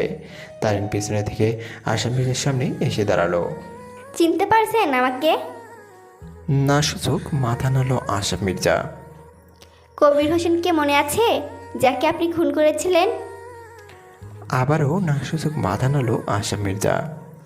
অবশ্য মনে না থাকারই কথা, কারণ এত খুন করেছেন জীবনে যে সবার নাম তো আর মনে নেই, তাই না? কি এত কথা বলছিস ওর সাথে? গানটা বের কর আর নিজের কাজটা শেষ কর। রাশমির কথায় তারিন হ্যাঁ সুযোগ মাথা নাড়িয়ে কোমর থেকে নিজের গানটা বের করে এক এক করে মোট 6টা গুলি চালিয়ে দিল আশা মির্জার বুকে। আশা মির্জার নেথরদিওটা ধীরে ধীরে লুটিয়ে পড়ল বিছানার উপরে। রাশমিকও নিজের গানটা বের করে আশা মির্জার কপালে ঠিক মাঝখান বরাবর একটা গুলি করলো। তারিন হাঁটু গেড়ে বসে পড়ল মাটিতে। ওর চোখ দিয়ে অঝোর ধারায় পানি গড়িয়ে পড়ছে। রাশমিক তারিনের পাশে বসলে তারিনকে জড়িয়ে ধরে হাওমাও করে কেঁদে দিল। আমি আমার বাবার হত্যার প্রতিশোধ নিতে পেরেছি বাচ্চা। এখন কান্না থামা। কি বাচ্চাদের মতো কান্না করছিস? তারিন কিছুটা স্বাভাবিক হলে রাশমিককে নিজের থেকে ছাড়িয়ে বসা থেকে দাঁড়িয়ে পড়ল। সবই তো হলো, এখন বল মিম কোথায়? মিম মারা গেছে। মানে? মিম একজন নেগড়ে ছিল, আর গতকাল হাতে ভ্যাম্পায়ার কিংডম বনাম ওর্ব কিংডমের যুদ্ধে ও মারা গেছে। তুই কীভাবে জানলি এটা? কারণ আমি একজন ভ্যাম্পায়ার। তুই মজা করছিস আমাদের সাথে, তাই না? না, আমি এবং রাত্রি দুজনেই ভ্যাম্পায়ার। আর মিম গতকালকে আমার চোখের সামনে মারা গেছে। যাই হোক, আমাদের এখন যেতে হবে। ভালো থাকিস তোরা। আর আজ থেকে তোরাই হলি এই বাংলাদেশের বাদশা। আমি আশা করব এই দেশে আর কখনো কোনো গ্যাংস্টার জন্মাবে না। আর যদি জন্মায় তাহলে কী করতে হবে আশা করি সেটা জানিস। রাশমির কথায় রিশান, বাঁধন, তন্ময় আর তারিন হ্যাঁ সুযোগ মাথা নাড়ল। রাশমিক একটা মুচকি হাসি দিয়ে রাত্রিকে নিয়ে ঝড়ের গতিতে ওখান থেকে বেরিয়ে গেল। আরে বাচ্চা তো চলে গেল, কিন্তু ওকে জিজ্ঞেস করা হলো না তো যে দেশের সব গ্যাংস্টারগুলো কীভাবে মারা গেল? এখনও বুঝিসনি? তন্ময় রিশানের দিকে কিছুটা অবাক চোখে তাকালো এবং পর মুহূর্তে ওর মুখে একটা হাসি ফুটে উঠল। বুঝেছি। চল পা বাড়ানো যাক আমাদের নতুন জীবনের পথে।